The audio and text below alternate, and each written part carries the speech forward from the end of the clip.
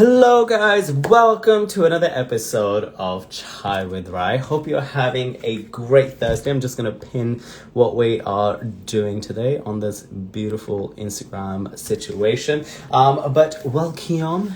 Another Thursday, another episode. We are on episode number 17. I am so excited about today's episode because we have the legendary Raymond Chai on today's episode. He is a legend in the ballet world and in the contemporary dance world, and I'm very, very, very excited to have him. But I have been as equally nervous about this. And I just want to say thank you to everybody who tunes in and just shares the love and does something. I've really just wanted to create a space, regardless of views, regardless of attention of anything, a space where I reach out to people whose work I admire, who I personally know, and people who I just don't, and I have just admired them through the digital space or through just walking by. And Raymond is one of those people that I kind of personally know, but I kind of also personally don't know. I just wanted to create a space, create a collection that I call my digital jukebox. Hi Raymond, I can see you have joined me. I'm going to send you a request in 2 seconds and then you're just going to accept that. If I just want to talk about the show, if you haven't watched any of the episodes, you can go onto my profile and on the IGTV section, you'll see them there. Every Thursday, I'll be bringing you, hi Sonia, hi Chloe, Now, other than rambling, I'm just going to introduce, as I said, today's episode is with the one and only, the legendary Raymond Chai. I'm just going to give you a little bit brief history about Raymond. Raymond, if you're listening, I wonder how it is for you to hear all this back. But Raymond is a choreographer and teacher based in London. He is of the musical theatre and his classical ballet descent, let's say, elk. And his credits include Royal Shakespeare Company, London Palladium, Royal National Theatre, working with Matthew Bourne, Richard Alston, Akram Khan, English National Ballet and Rambert Dance. He teaches at the prestigious dance studio that is DanceWorks, London Contemporary Dance School, and was the Ballet Master for 10 years at Ballet Black. Oh my god, I'm rumbling through this, aren't I? His own personal choreographies include pieces such as Unbroken Silence and Thereafter. In the beginning, there was Duende, which I really, really did enjoy. And his own personal dancing credits include Cats, Kings and I, and so much more. He was also an actor in 2 series for a German TV show, in Germany for a TV show there. So without further ado, I'm going to get Raymond on here. Let's do this. Let's see if this works. Raymond, you just need to accept it. Hello! God, it makes me sound old. It doesn't make you sound old. I am old. Stop it. Firstly, how are you? How are you doing? How was your day? Thank you. Good. Thank you. Good. Actually went to teach, so that was a good thing. Yeah. Being a student by myself in the studio alone, then relaying it, and yeah. So it was a good start. I was teaching Rambert Company, and it was a good start. Oh wait. Some fantastic dancers, which some of them you know. Yes. Yeah. You can't go wrong. You can't go wrong with have dancers like that. You just can't go wrong. What time did you wake up today? 8 o'clock. 8 o'clock. Okay, that's not that bad. That is really not that bad. Yeah. Do you usually, are you an early bird or not really? Oh, no. I like to go to bed very late. I like to go to bed around, the best time for me actually, when I feel most awake, is around 1 or 2 in the morning. Same. I think that's a creative thing. It is. It's all those years of, and it hasn't left me. I mean, I stopped performing for 15 years now. Yeah. But it hasn't left me.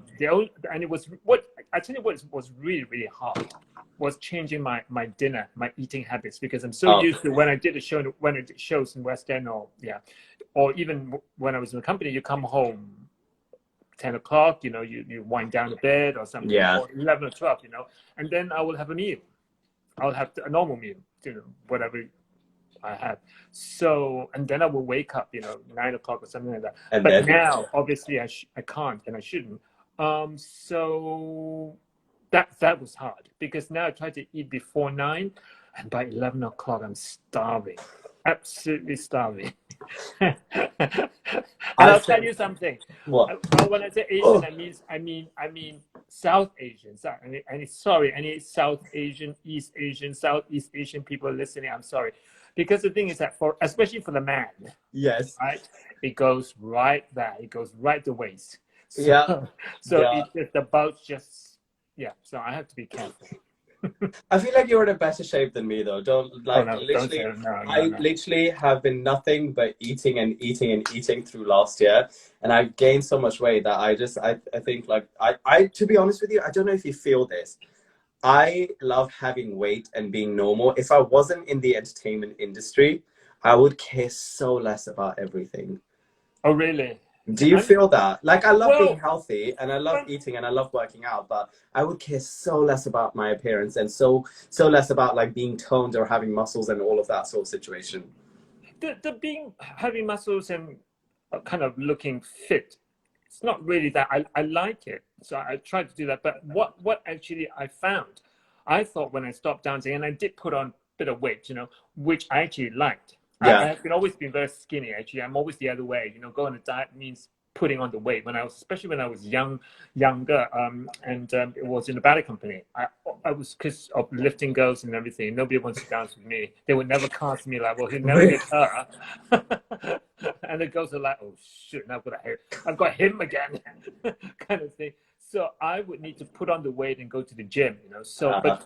but then and it was hard for me because I've got a fast rate of metabolism as well. So Got it's it. quite difficult for me to fill up. Um, and then when I actually stopped performing, I started to fill up a little bit, and that was nice. And I actually thought, you know what, I feel good, and I feel I look good as well. So much more kind of normal.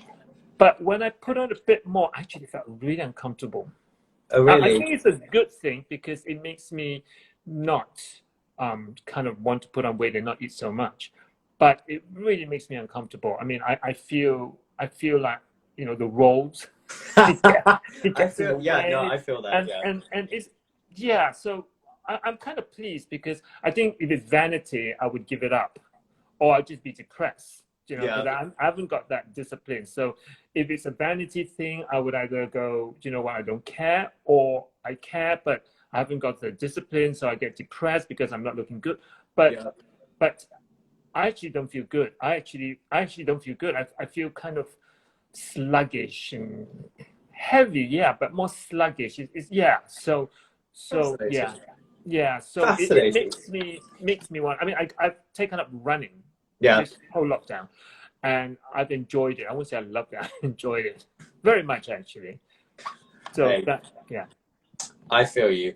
I'm just gonna talk about the mumbleness that I did in terms of introducing you, and I don't know if I got some things right, but there was a vast amount of credits and things that I had to like needle through and stuff like that. And I'm sure when you do interviews or when somebody likes to talk to you or says all of this stuff, do you ever look back at kind of like your history from being a dancer to a choreographer and the companies that you've worked with? And personally, I was like, I didn't know that Richard Alston was in that sort of pack. Did you work with him during the kind of like the section of Rambert, or was that prior to that? Or so do It, you it, ever, it was around that time. I came back to the UK. Sorry, I've jumped in there. no, I no, came no. back to the UK in 2000 because I spent 10 years in Germany. Yes. I did a lot of theatre there, and I was a ballet master there as well. But I finished Saigon in 1999, and I was going to stay there. I became a ballet master in a ballet company. I was going to stay there, but I got an invite to come to do The King and I, with Elaine Page and Jason Scott Lee, and um, they wanted Asian people in it. Yeah. I mean, of course they couldn't advertise that, but they wanted Asian people.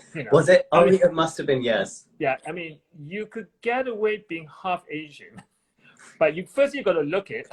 I mean, there was really nobody who you go like, "Are you sure?" kind of thing. We were all, so they wanted, and because Saigon just finished in Yes. Germany where I was cast.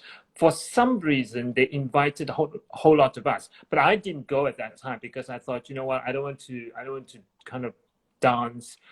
So I didn't go. I didn't go for the audition, and so I stayed in Germany. And it was actually during Christmas. Actually, it was during a choir practice in a church. Another Saigon member was next to me, and then he just said, oh, so and so, who got offered one of the roles in Yes. the interpreter in King and I, he's not taking it. And he just mentioned it like that because because he wanted to stay in Berlin. And I thought, you know what, that role I could do, and I would do it if it's that role. So I did call them up actually, and they invited me, and they kept wanting to see me dance, and I kept saying I don't want to dance. I just want to be acting, and actually it was when I wasn't young that time, but when you are kind of cocky. I mean, the choreographer was La Lubavitch. He was one of the biggest contemporary choreographers at that time, and I just kept saying, and he kept saying, but La, I want to see you, and I kept saying, but I don't want to do it. And at one point, actually, I because I was living in Germany, and I was choreographing opera. Oh wow! So and it was premiering or something like that. And so I could only have one day. Basically, fly the evening, the next day, spend the whole next day, and come back the following day. And I booked a flight like 11 or 12 or 1 o'clock something, so that I come back for the evening performance. And so the day they did see me act and all that, they filmed me and everything, it was fine. And then they kept saying, would you dance? And I kept no. And then they said, well, tomorrow morning, could you come? Because La would be there and he would see you. And I said, oh no, I can't come anyway because I've got a flight and I have to be in the airport by 11 o'clock something. So I can't make it anyway. And at 8 o'clock that night, I got a call and they said, La wants to see you privately at 8 o'clock in the morning at Pineapple, actually. And I thought, oh no, I can't do this. So anyway, that's how I got back to England. You know why? That's how. Where did this? No, it's fine. Oh my God, I'm loving these stories. I came back. I came back. That's why I came back to. It's all a long story for me. Always a big story, big drama. That's why I came back to London. Yes. You see. So, and I was doing King and I 2000, 2001, and at that time, because I've already been teaching and ballet mastering in Germany, in Germany and in Europe. Then Rambert invited me to teach the company, and then Richard also invited me, and the company, and I will forever be grateful to them actually because I was teaching there. Yes. The school, which is at the place, it was there, and he was my boss, he's my friend, but I've always looked up to him, David. They needed a teacher because another teacher was going off. She was going for a hip operation, so they needed a teacher for a year. And he just said, "What about the guy upstairs who's been teaching for Richard Alston?" And that's how I got into the place. Wow. I never would have thought that I'll be teaching in the contemporary setting or something. And you know what? It's been 14 years.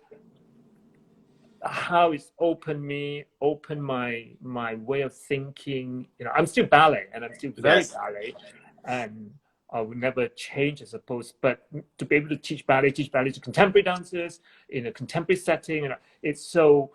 Yeah. So Richard Alston. Yeah. I think I just want to take you back, just one of these things, and I wonder how it feels, and I wonder who our generation of that is. When I said the name Matthew Bourne, Akram Khan, Richard Alston, you've worked with staple. I feel like these are, not to put down anybody who's right now on their path to, but these are staple, household, legendary kind of names.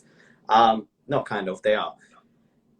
Were they that at the time? Did you know of the power of their presence, or it isn't until today's age that now we know these are household names and what a privilege it was, or like a pinch me moment it was to work with them? Or they were just like your friends that have just happened to become staples? Well, they were all.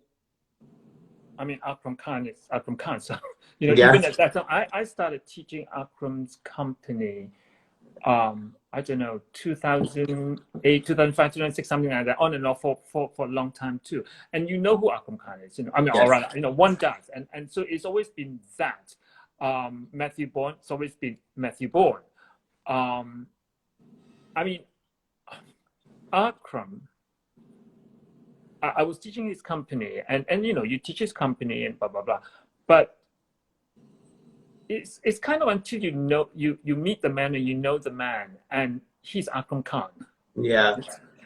But such humility in that man. Yeah. And yet again, one thing I'll tell you, one thing that Akram has taught me. I don't think he even knows this, but his associate, my great friend, Maven, I was teaching, and Maven wasn't actually. I was teaching, and Akram, he wasn't doing class, but he came in and he saw me teaching, and then he went and did his own warm up, and he came back. But so I taught the ballet class, and he was going to give the warm up for the contemporary, you know, to give his class that warm up.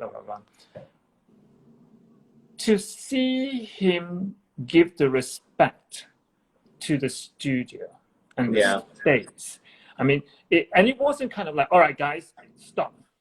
We need to look at the ring and we need to bow down. It wasn't that at all, you know. He asked me if I would like to join, because this guy said, no, I'll love to watch. So I sat down and watched. And, you know, he came to a room that there was his company dancers. So it was company dancers. It wasn't like an open class of students. It was his company, you know. And it was just that respect, you know, to the space and then to the art. And again, it was just like that. It wasn't, you know, as I say, a big thing, you know, drums and blah, blah, blah. Yeah. We need to bow and kneel. And I sat there and I told myself, I said, my God, Raymond, it was one of the biggest things I've learned, because I've been in ballet since day one. And, you know, when you've been through it, you know, it's kind of, you want to take it easy, or you want to give the think of, you know, easiness for people in the studio, especially in companies. And sometimes you let that go a bit.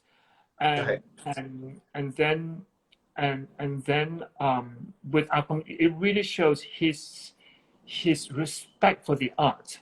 And I don't want to say, you know, it's corny, because it's not corny, you know. And I don't want to say, oh, nowadays it's not there anymore. It's not that. It's just, I know I certainly have. I don't think I've lost the respect of the art, but I think I might have, in a way, lost the respect. Yeah. The way that he before he started, and the way that he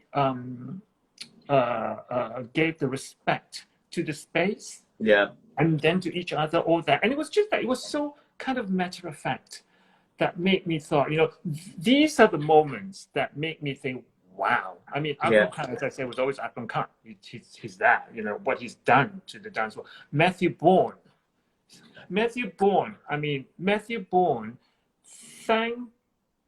thank God for Matthew Bourne. He's given a niche to a whole generation of dancers who wants to dance, or wants to be dancers, you know. So not musical theater dancers. So they don't want to be singing, acting, or speaking maybe, but they want to dance. But they also don't just want to dance. I mean, lack of a better way of saying it, dance just about the dance. They want to act, basically. They want a character. So that niche that he's just created. I mean, for me, he's a great storyteller. I mean, for me, he's one of the great storytellers, Matthew Bourne. He really knows how to tell a story. He knows how to take a story and make it his own or something. And he's given a platform, a company, a space to to a platform to the dancers that can do that, you know. Agreed. And so many dancers have gotten into the performing arts career because of as you know, as work, not just, you know, training to be a dancer, but actually so and you know what, these two men, I mean, you know, Richard Alston as well, it's always such humble, such humility. I brought up, I'm always putting people on pedestal, you know, not falsely, but I'm always like, my God, it's him, and I'm talking to him, and blah blah blah blah. But it's just humility, and always about the art, about the dance. Yes. Which, yeah, it's inspiring, absolutely inspiring. That inspires me. That just inspires me. It Agree. just inspires me beyond words. Yeah, I really. agree. Yeah. Well, I hope to meet him. It's one of my it's kind of Cool. like one of my goals to meet Akram Khan one day, and maybe interview him. So let's see, or work with him in capacity. One of by the way, I think the gentleman that you mentioned, Maven, he was here, and he said you're very Maybe. loved Was at he? Akram's. He said Maybe. Maven, yeah. So he's here watching us, and he was like, you're very much loved. I'm going to move on, and we're going to keep things going. Maybe if you're that. What is? Let's take you back to a young you growing up. What is your earliest memory of dance? And at what point did you decide, okay, this is the lane that I'm going into? Do you know what? I've been asked that question before. That's very easy for me to Yeah, I like to really innovate this question. I thought this was brand new, Raymond. This is going to be so quick one, and we can move on to question two. Okay. I don't know. I don't know. Come on. Really you have to know an earliest memory of dance. I remember there was one performance. I came from kind of a smaller city, so it would be like a Birmingham or Manchester kind. So it wasn't London. So it's a smaller city in Malaysia. And so at that time also, 60s, early 70s, there's no, the companies won't go there, because it's the one that you pass through, and food kind of thing. So, but I do remember, the famous food. Ipoh coffee, but I do remember seeing one performance, and they were dancing, and I think they were probably doing ballet, because I think they had like long tutus on, but that was just it.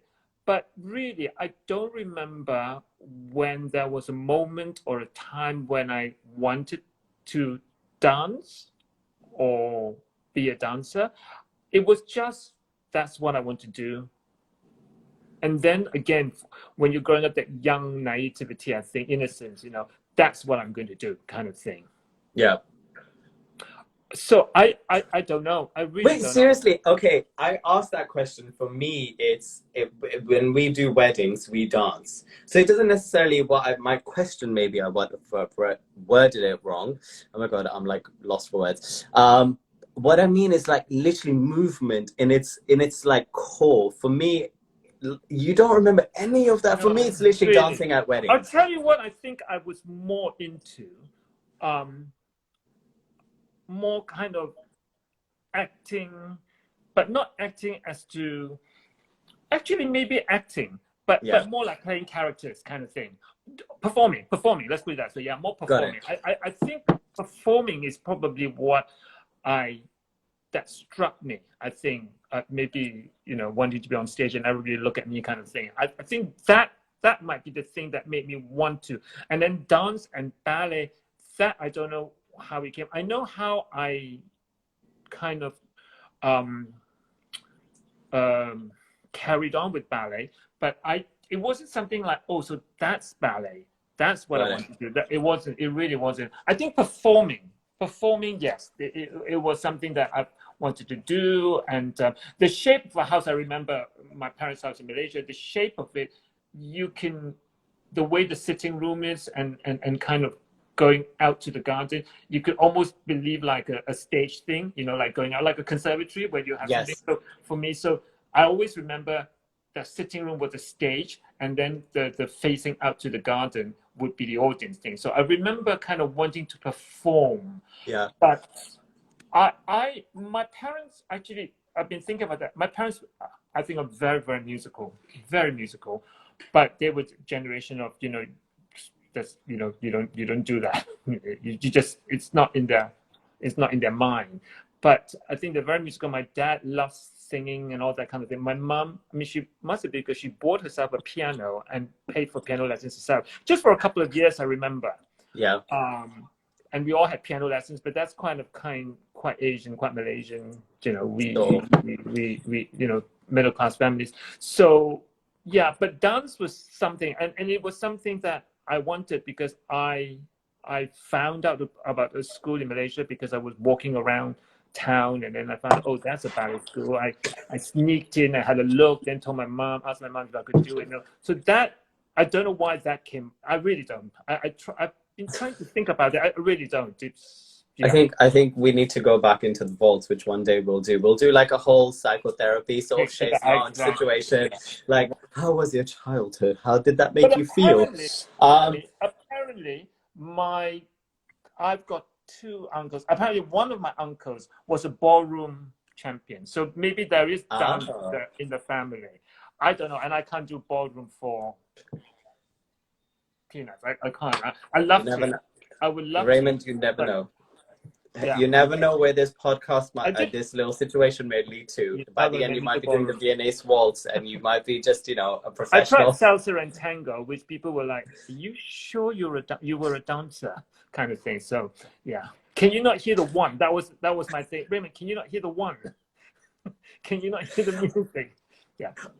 Well, oh my God, we're gonna have so much fun at the end when we play a little game. Then, I want to get into now your wheelhouse, okay? Because you are a ballet master. I feel like you've taught ballet.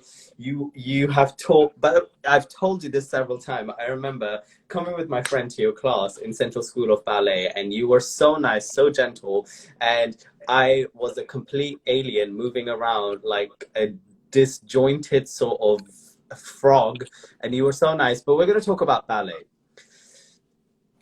and its perception with sort of the common average people.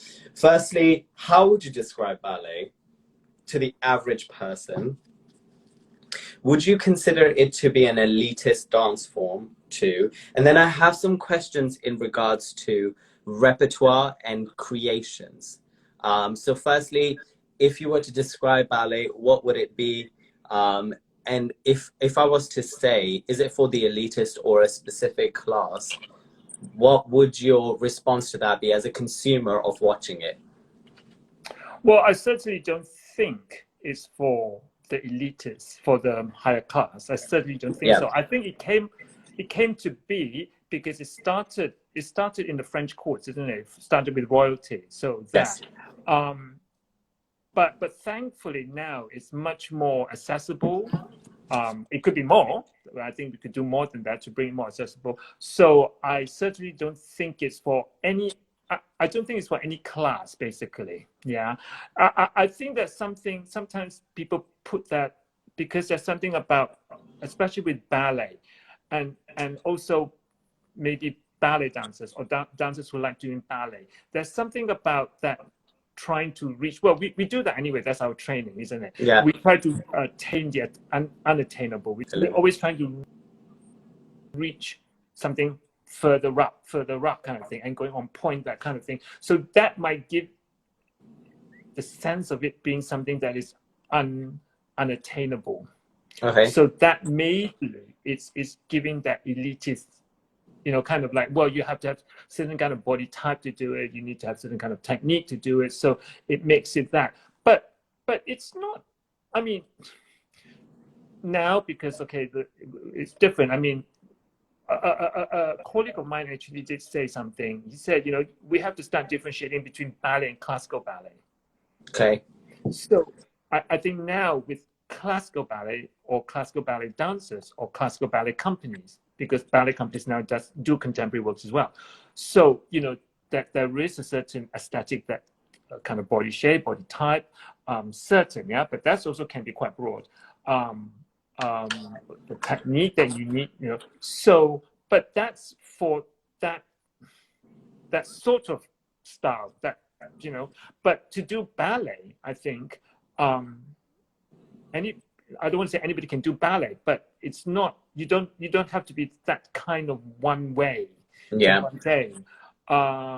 So because of the structure, and because it's so, you have to be this, people, I think people think it's so elitist now, but I think we need to kind of put that away as well, and start saying to people now, because the number of contemporary companies that Yes. invites me, Akram Khan, one of them, Yes. being one of them, have invited me to teach ballet to the dancers, you know. So, and ballet, I think if you look in the dictionary, it means dance. So, yeah. I wonder, coming from a folk background, so I wonder what, I don't know if you could, but when I talk about Bhangra, which is a Punjabi folk dance for Pakistani and Indian people, a lot of the moves represent, and it's a dance for the festivities of crops growing. It's a very, it's a representation of certain things.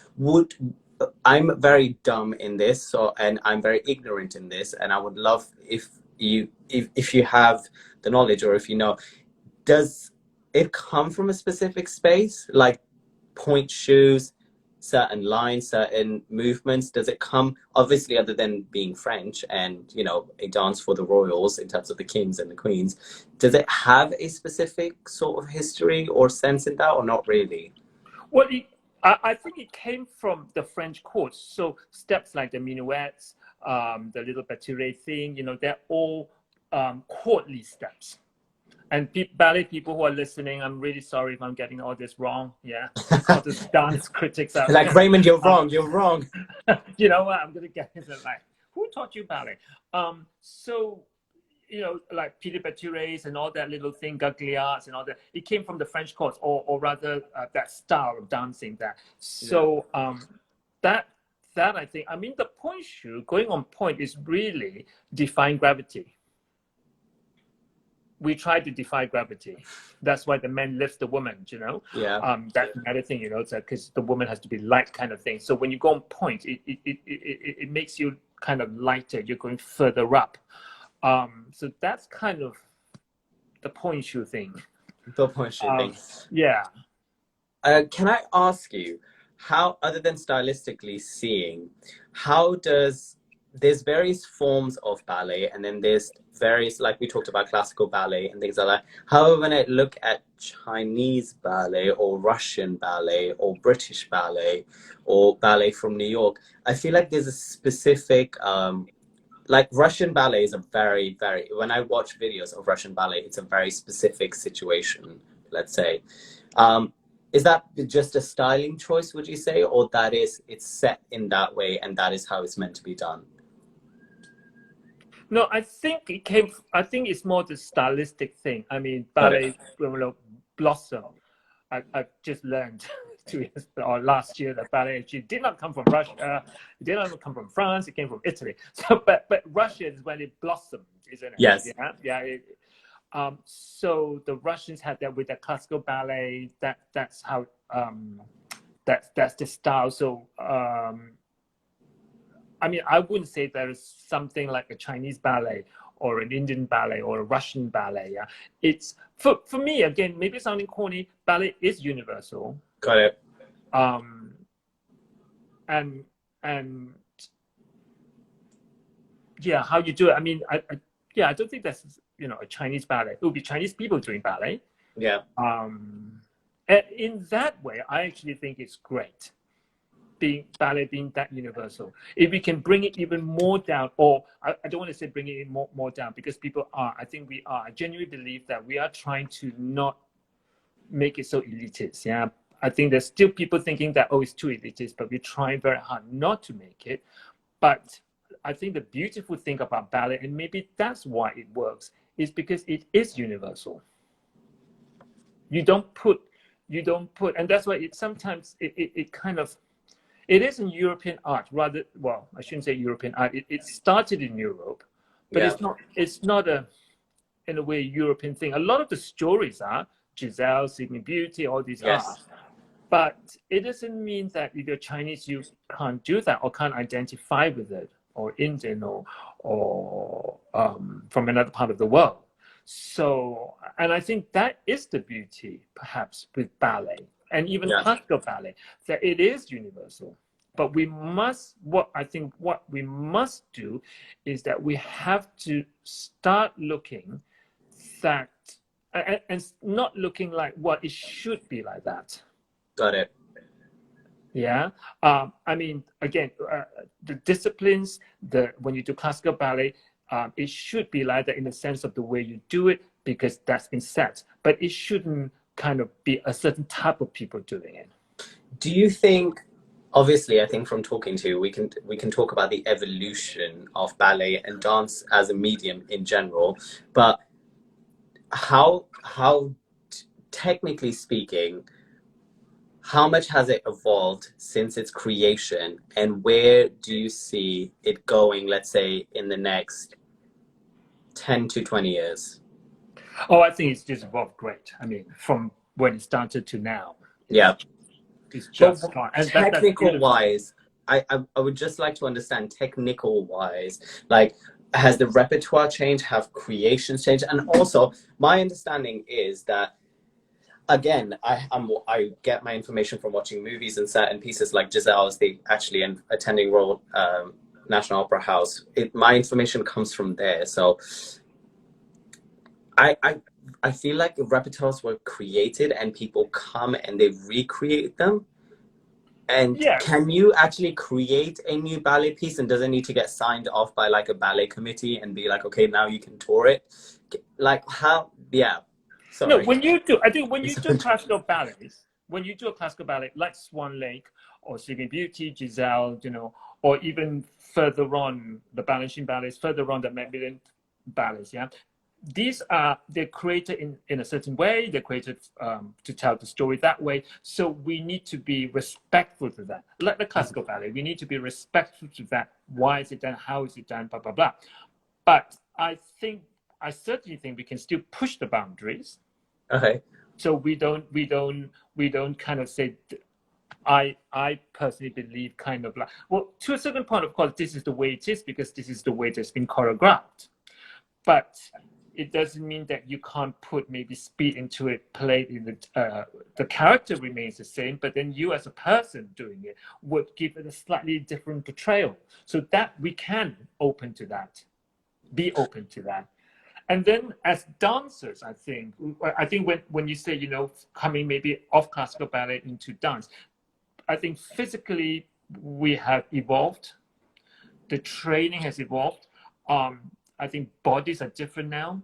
So the training is much stronger. Choreographers, because I think presented with the training and the bodies, choreographers are more, I don't know, inspired. And nowadays, I think, thankfully, we're not kind of like this anymore. We can like try this, do this, you know. So that's being pushed. So you see the very classical ballets, and you see the ballets that are made today. How does one recreate the original, let's say, Giselle, Sleeping Beauty, Swan, like all of those? I understand that there's specific dancers who have taken part in that, but interestingly so, I don't know why this thought came to my head, but technically you could change the syllabus and just change a couple of moves yourself and just be like, no, I performed it like that. That is what it is. Can you actually do that? Well, no, because like it's something like Swan Lake. But how is it recorded? Like, that's not what it is. Is it recorded? Because back in the day, there was no. It is recorded, and also, I mean, something that I really love. It's and the Indian dance do that. I think, if I'm not wrong, when it's been passed on. You know, and that's why for me, again, I'm quite, you know, when people say like, oh, you know, they negate the traditions. It was passed on from the person who originated Swan Lake into. Now, of course, we have notation. Now we have videos, so we look at the steps, and then. But thankfully, we still have people who have either done it or worked with a choreographer. Like, okay, let's talk back about Maven and Akram. You know, I mean, Maven. I say that because I don't know if he's still there. He works with Akram, so he knows what he wants. So when he rehearses, coach the dancers, he would be able to do it. Now that you can't get that from a video, so you can get the steps, so you can get sort of a run up there, run back, do this, do that, you know, and that's what the notator might do, right? But it's so important, and with the balancing ballets as well. But you have somebody who heard him say, I mean, I was fortunate enough to work with the dancers who worked with him. Got it.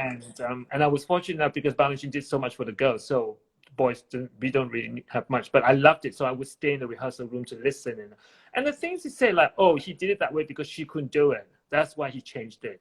Oh, on the count 5 because blah, blah, blah, blah, blah. So that's what makes it alive. Because if you just reproduce it from a video, from the notation, which is very important because then you know the stats.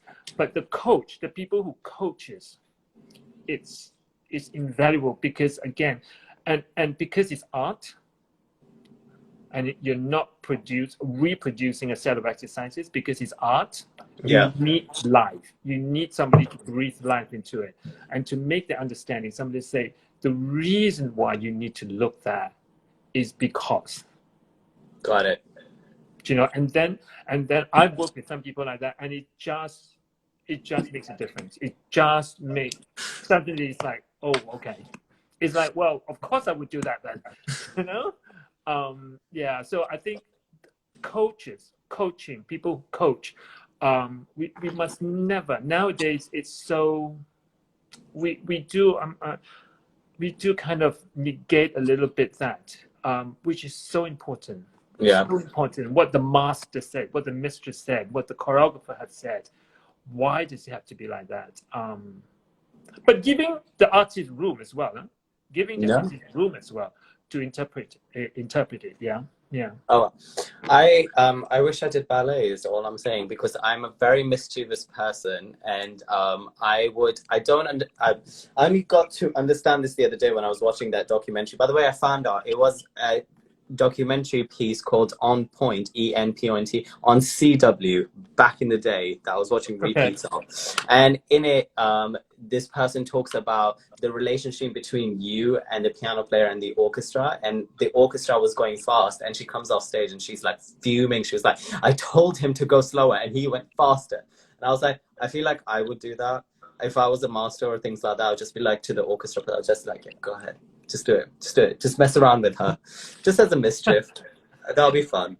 But you know what dancers nowadays? A lot of dancers nowadays, because they're so technically proficient or on top of themselves, they'll go fast with you. And I'll tell you something. It kind of happened to me this morning with the Rambert dancers. I gave them an exercise, bit choreographic, blah, blah, blah. And it's kind of totally...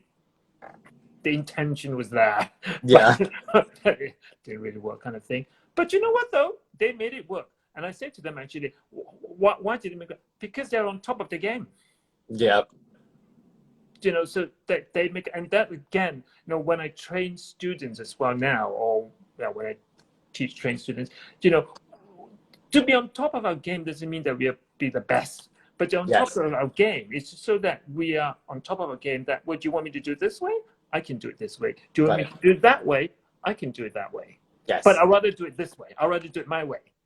Do you know what I'm saying? And then, like you said, I'm a little bit like that. When I did cats, a number of notes, I said, Raymond, that's not, but Raymond Chai seems to be that way, So, but I think to be respectful to the choreography, to the choreographer, that's when discipline comes from your training, that you can kind of be yourself, but you also have to be respectful, and then now how do we make it work?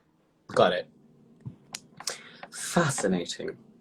We're going to move on, and I want to ask you, oh my God, this is going to be a corny question because I feel like we've just dived in so deep, but I wanted to ask you, what does dance and ballet mean to you specifically? If you were to describe it, its emphasis to you, do you have like, because there's lots of people who are like, it's my culture, or like I have a very special connection to it. To me, it's a language. People will go on that sort of situation. So I want to ask you what it means to you. And then after that, I want to kind of get into a quick little 2-minute or 5-minute situation of from birth to now, how you got into dance, and quick little bosh, because we have to get that out of the way. We have to do that. Every situation of this just has to talk about, oh yes, I started my journey in ballet when I was like this and this, and yes, then I went to this, and then I went to that, and then I'm, so yeah. Okay. If we could do all of that, please. Right. So first, personal connection. What does dance and ballet mean to you specifically? And then secondly, from birth to now, your trajectory or journey as a dancer, teacher, choreographer, as Raymond Chai, or as you explained to me, your actual, am I allowed to say it? Say what? What the name that you told me? Oh, yeah. Yeah, which is Chailan. Lyman. Yeah. Yeah. I wonder if lots of people know that. What ballet means to me, I mean, it's not that I don't know anything better, but it's something that I've done all my life. Thankfully, I'm blessed with that, you know. So it's a big part of my life. But you know what, though? Let's go. Okay, I'll go a little bit further than what ballet means to me or why, what ballet or dance means to people. Just look at this time when we're in COVID. The number of people that takes class or dance, and they're doing that in their kitchens. They're doing that in their living rooms, and I give that. That's some of my Zoom classes. Yeah? And the people come. So there's something about it. There's something about dance. You know, it's also something that, you know, it does transcend. It's a little bit about music, but I think it's brought up because you actually can see it. You don't need words. It's when it's movement, when it's the look of the eye or the turn of the head, you know, these sort of things. Yeah, and dance just makes that a bit more aware, and dancers are a bit use that much more, you know, to communicate basically. Got it. Yeah. And then what is the other one? What did I do? As I say, I don't know when I started, but I was very fortunate. My mom to shut me off. Well, actually, it's not. A school teacher actually told her and said, like, listen, let him do it. He'll probably get tired of it. You know, in a year or two. You know, if you don't let him do it, he'll blame you for it. But if you let him do it and he doesn't want to do it anymore, at least you said you let him go. So she did, and then she kind of lost me because I never said I never didn't want to do it. And very fortunate, I got a scholarship to come to England. So that's how it started up. My dad was more willing. I've always had support.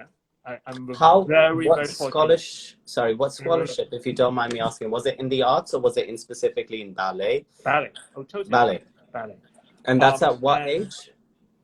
I came here when I was 16, I think 17, and wow. I got a scholarship. Yeah, and by yourself. And then wow. Yeah. Oh, but it's quite normal for Malaysians to come because that's what you do. Really? You send your children to England. Just send them to ballet. Is it normal for Malaysians to just come into ballet at 16? Not Malaysians, and certainly not a boy. I was the only one. Oh, really? Really? Yeah. So, but you know what? Again, I don't know. I was like that, and looking back, it was a good thing. I was so kind of focused that I never questioned. Now I look back, I wish I did question a bit more, being, you know, boy, Asian, doing ballet, where it stands in the world. But at that time, I was so focused. I mean, I got it. I got the scholarship. My parents said I could come. I came, and I worked my ass off to. And it was harder. I mean, I don't want to say it's easy because I'm not your typical. I'm not tall. I'm not short, but I'm not tall. I'm not big built. And I'll tell you something. I was at the time when that she just got into power. And she put the no immigrant policies. Yeah. Just when I graduated. So that's why I had to go to Europe, you know, because and the companies wanted me, but they were like, well, you're not a star, so we can't employ you, kind of thing. Wow. So, yeah. In a nutshell, that's it.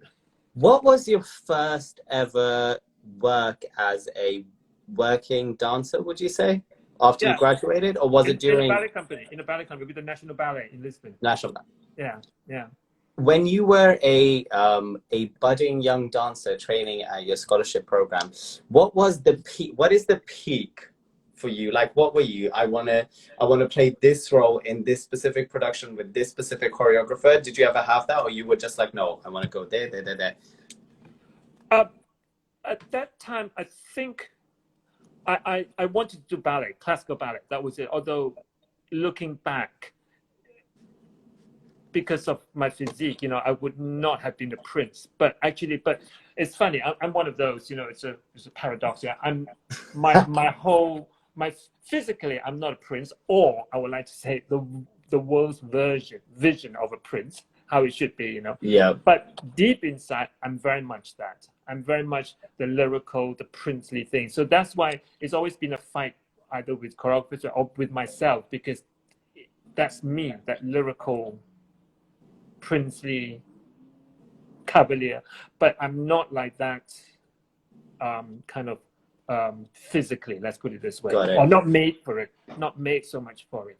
So but I've always wanted to do that. But that's what we do, the boys at that time. You learn all the classics, all the classical roles, and that's what you do. You learn your Sleeping Beauty, your Swan Lakes, and your Bluebird, and you hope that one day you will join the company. And yeah. How I know how it is financially to survive as a freelance performer. I know how it is to survive as a freelance dancer in terms of contemporary, having no people who work for Rambert, Hofesh, and Yasmin.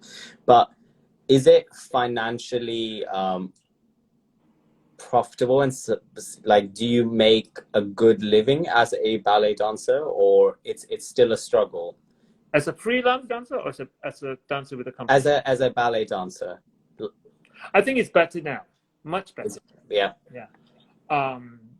Thankfully, freelancers still have it hard. Yeah. And I think contemporary dancers have it hard too, because contemporary dancers not as wide as ballet, because ballet dancers, the companies are bigger because you need the core, you need ensemble. So, you know, but contemporary dancers, contemporary dance companies are a bit smaller. So obviously less people. So contemporary dancers, you know, it's harder. Ballet is also hard, but yeah, I mean, now thankfully, yeah, it's a good job. Does the company, okay, I've only seen this on TV, but does the company actually cover certain things such as like private physiotherapist, or like, you know, certain things to make your body functional and to be in a specific space to be able to perform a specific way? Well, it depends on the companies and how well funded they are. But the most state companies, the well funded companies, I think now they do because I think thankfully again people are realizing the importance of the things around it, the physiotherapy, the well-being of dancers, all important to the dancer. In our time, it wasn't that. You just kind of get on with it. Yeah. The salary goes, get the appointments paid for, blah, blah, blah, blah. But now, you know, physio, when I was in company, we had physio already, you know, but yeah, to look after the dancer, it's so important. Because firstly, dancers are people, we are artists. You know, and they do that in sports. Why shouldn't they do it in the arts? Agreed. No, agreed. Is it better for you, would you say personally, monetarily, surviving as a dancer or surviving as a teacher? Sorry, working. Let's take the word surviving. Working ballet dancer monetarily, is that better, or working choreographer / ballet teacher? You talk about me, or you talking about general? General and yourself. Well,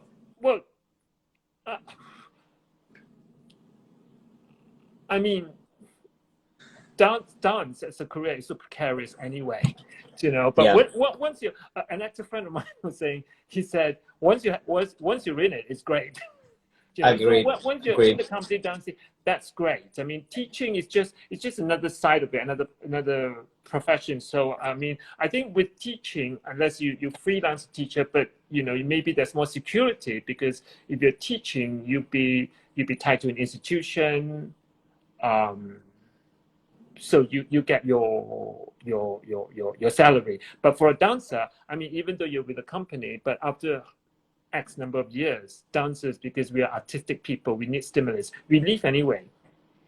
You know, we'll leave because we need the stimulus. So, and a friend of mine, my school friend, used to say, because she was in the company, and we were talking, and she said, it's strange. As soon as you're happy and you feel contented, it's time to leave. God, you want to leave the party on a high. You never want to be the last guest there. Well, because we, as I say, we need the stimulus. So you Yeah. can be working with the dream choreographer.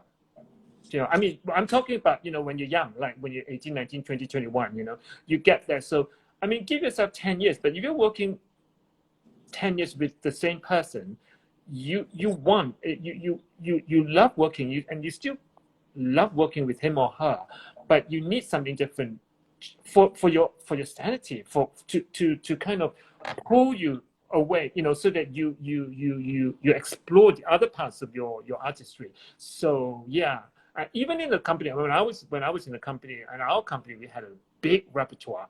I mean, we were going here and there, blah blah blah. But even that, I mean, for me, it was 8 years, 8.5 years. I think it was time to go, because I just needed to do it. Yeah, because that's how you grow. So in that way, it's not so it's precarious as a dancer, because then you kind of go back and start from square one. Then you audition again, blah, blah, blah. So all the money you've saved up, you've used it. Do you miss dancing? Just before we have a question in the box below, which I find really interesting. But do you miss dancing, or you're very much happy? If you could dance, would you dance today? Bar any rules, the world is an oyster, or would you continue where you are today? I would dance. Yeah. I wouldn't, obviously, because I can't imagine how it is not having the pain, not feeling the pain, everything. Because I feel the pain every day. The world is our oyster. The world is our oyster. If I can, but it's hard because I'm in a different place. In a different headspace. Yeah, different headspace. So, you know, I might not want to do the classical works because I know what they entail. But if I just say dance, and I can still express myself on stage, and there's no pain, yeah, Do it. it is quite an amazing feeling. Even, and I don't know, the people who've done class with me or listening, even when we're doing in our sitting room, our kitchens, because it does take you somewhere. We're expressing, and it's transcendental. I don't know if is that the one. I can't kind of explain it that way. It does. I try to do that when I teach, when I give class. Yeah, so to take us out of that, to bring us to another level. But it is quite different, and that's why I have a lot of respect for the people who have performed, who have done. Yeah. I mean, now I'll say perform because we're talking about this field, or acting, because you have done acting, so you know there is that. Or would I like to act? Yeah, you've done acting before, right? Yeah, so I've acted. But you see, I know I'm limited as an actor. But the world is your oyster, Raymond, right now. Okay. That is the question, bar any rules. But you know what, though? I like acting because of the things that goes with the acting, in the acting industry.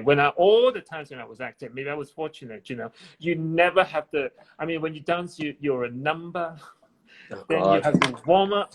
Then but with acting, it's always Mr. Chai. You'll be seen in 20 minutes. Mr. Chai, you all right? Mr. Chai, should we get a cup of tea? Mr. Chai, would you like to wait here? So, yeah.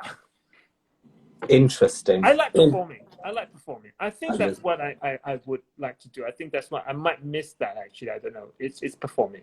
I think we should put that out in the universe that in the next 5 years you will be on stage performing. Let's make that happen. In the next 5 years you'll be on stage in some capacity. Come on. There's an interesting question, which is, as a coach, what is it that triggers your interest in a dancer, and how do you then develop those qualities in a dancer to become an artist?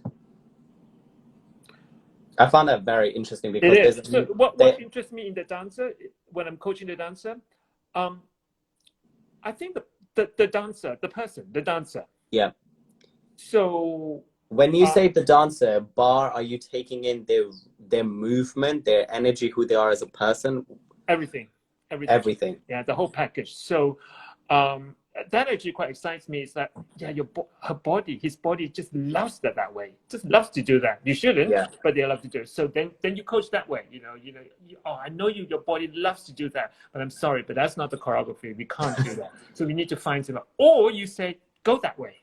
Yeah. That's what your body likes to do. Yeah, your body just loves to fall that way. So go that way and see where it takes, something like that. So I think, yeah, the person, when it's something, when it's ballet, and I'm a bit of a purist and a bit of a monster like that, then we do have the structure, and we have to respect those structures. Yeah.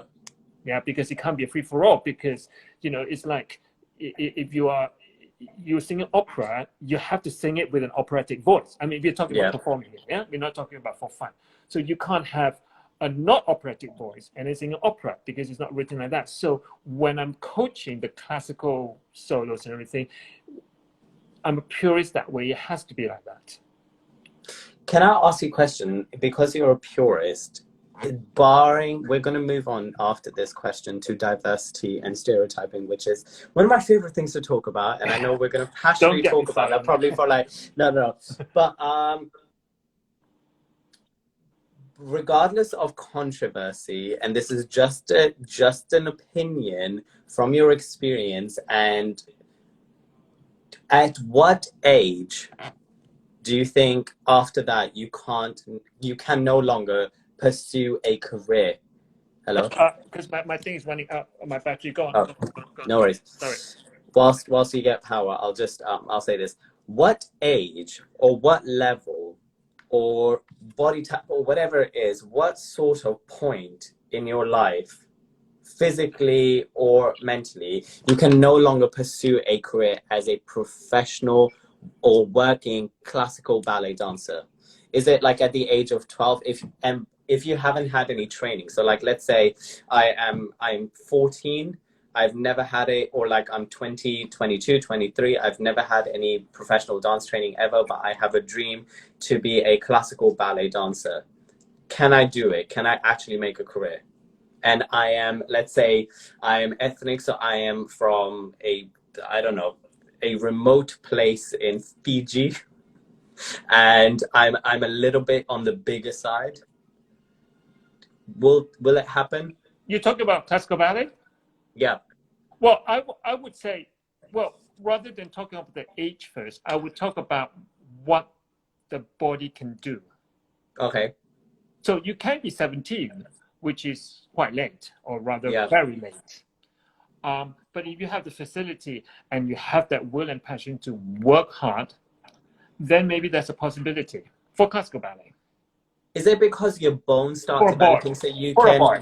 For a boy, is it literally because you can no longer, like, you can't get your hip flexors open, or is there a technical reason for that, or just that's... Well, yeah, because your body is already formed. Okay. Also, classical ballet has that discipline, has those disciplines and what the turnout and everything. And if you don't have the facility, then you're not doing classical ballet. You're doing ballet, but you're not doing classical ballet. Now, there's nothing wrong with that. Yeah. I think what is wrong is when people go, well, then ballet is so elitist, isn't it? Because then I can't do it. No, you can do it. Maybe you can't make a career because it's sent to be like that. I mean, as I said, I'm the greatest opera singer in the whole world. I am. Yeah. And I have everything. People who are listening, I have everything. It needs to be an opera singer. Everything it needs to be an opera singer, except the voice. Yeah. Right. So, I mean, I have everything. I have the diva attitude. I have the love for it. Blah blah blah blah. But I don't have. You have the presence. I have the presence, but I don't have the voice. So I can't go around going like, there's an injustice done to me because the Royal Opera won't employ me. But I don't. Maybe it's not for me in this world to be an opera singer. It doesn't mean that I can't sing or shouldn't sing, or even shouldn't sing opera. So if you want to make it as a career, but also I think now that we also have to understand. I mean, and for younger people, if you want to talk about a career, you will be with, whether one likes it or not, and whether one thinks it's correct or not. You're going to be in competition Yeah. with people who trained and got the bodies and everything. So now I'm not saying that if you have the passion and you want to do it, you should never try. If you're willing to work hard, you have the passion. You know, one of my mottos is you've got to go for it because this is what you want. You've got to go Yes. for it. But so it's not that, oh, it's such an elitist thing, isn't it, ballet? You know, it's only for certain kind of people. It's only for certain kind of people to do certain kind of thing. Yeah. Because classical ballet is like that. But it's very expensive to train. That's one of the It is, things and I would say. that's another stack thing. That's I another stack think thing. when That, you know, if you're in your 70s and I understand there's programs and things like that, but if you have a dream to be a ballet dancer and you want to, you know, train, you have to train really hard. And if you're a single parent and you're raising your child and there's certain circumstances, it does become, no, it is. unfortunately. And that's something maybe we need to address. Thankfully, there are, you know, the programs in Royal Ballet, Yeah. Royal Ballet School, Royal Ballet, they're, you know, chance to dance, they're giving programs, you know, the place and government help there is.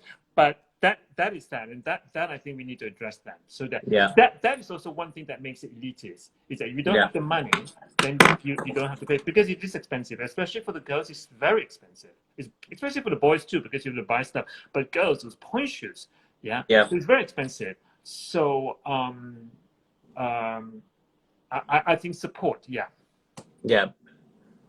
We're going to move on to now diversity and being stereotyped and all of those sort of things. So I just want to mention this point, and I feel like this is going to get the train going. But on your website, it says you were the first Asian to play a non-Asian role on West End.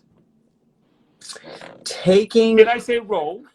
It said role. It said role. Somebody put it down that way. I'll tell you what, maybe a friend of mine wrote that. Maybe they wrote role because the Royal Shakespeare Company made a role. Got it. Although it was in the ensemble, but they made a role. So they made a character for me because I'm Asian. Got it. Yeah. Why is there such a... I am very ignorant, but we had a lovely phone conversation talking about this, but I think I'm just going to hand it to you rather than actually ask you a question. Diversity and being stereotyped in ballet. Go, speak on it. In ballet? You're talking in about ballet? Or in ballet. In ballet.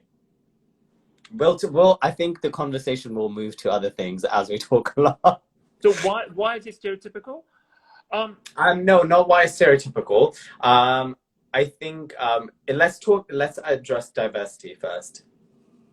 Not just ethnicity wise, but also abilities wise, which I think when we spoke, it was a beautiful conversation on that how is there still a lack of diversity in ballet, and why does diversity equate to just one specific ethnicity sometimes, and that clicks you know, the mark, or just two and that's it? What about other ethnicities? So like, let's say, just for an example, a hypothetical situation, if you have black dancers or mixed race dancers and Southeast dancers, I want to say the word Oriental, but I believe that is incorrect to say, so I do apologize for anybody who's but Oriental dancers, and then that is it. To me, I love that, but is that diverse enough?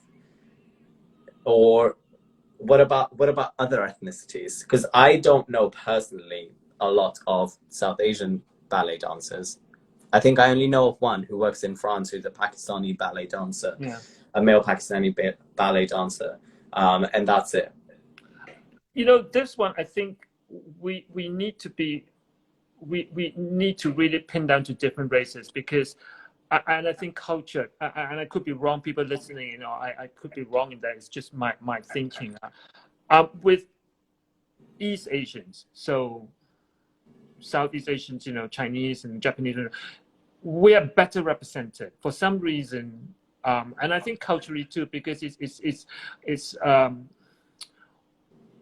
people go take ballet lessons. You send people to school, like in Japan, there's not ballet schools. In Malaysia, there's a ballet schools, you know. So culturally, I think that's also accepted. So you get people more training. So I think with maybe Asian, South Asian, it's not such a cultural thing for South Asian girls or boys and boys to do ballet. And same with Black people. I think that's where I think we need to address that, to make it accessible, to kind of, I don't know, normalize it, if that's the word, not normalize in the sense, but that, it's just as welcome kind of thing. I think for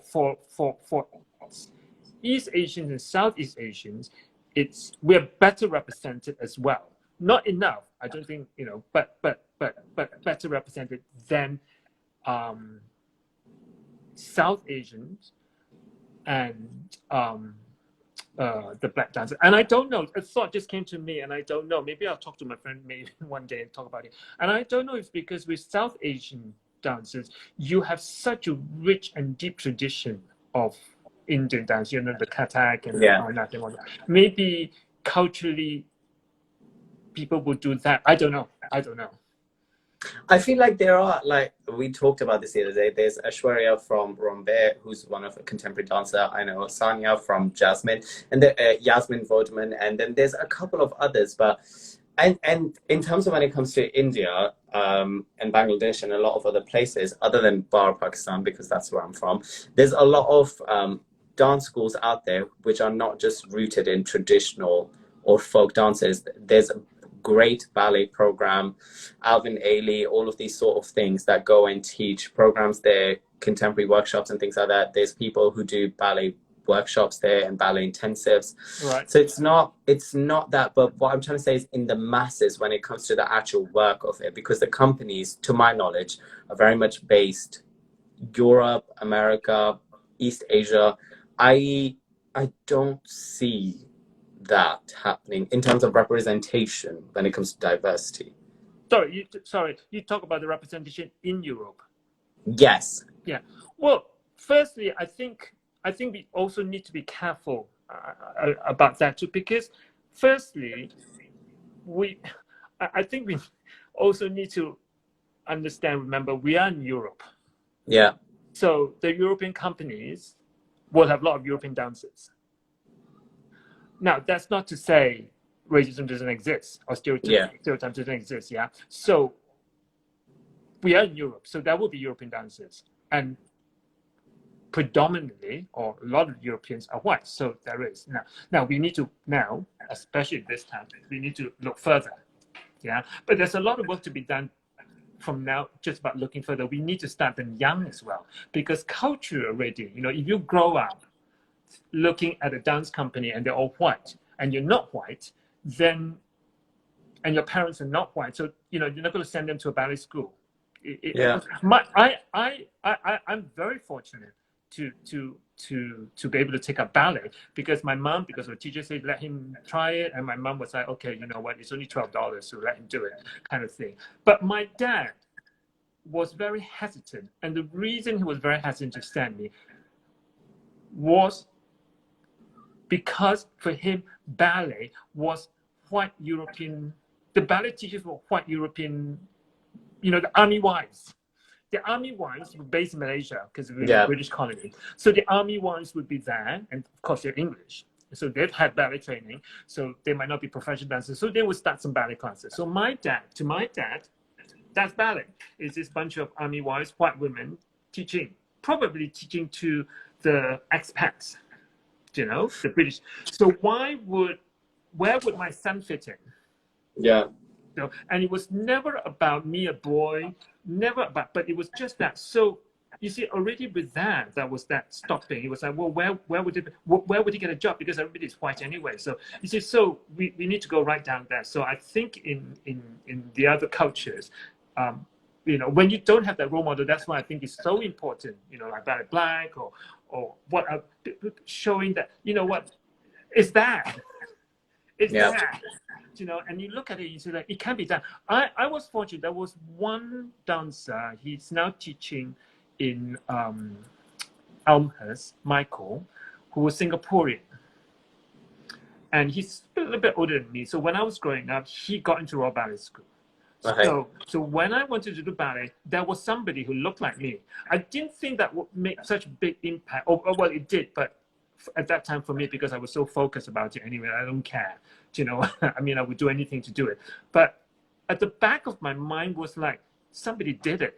Somebody kind of looks at me, to be corny about it, did it. So I think this is more important than anything. I mean, the representation, yes, for people still doing it, better representation, the voice being heard, very, very important.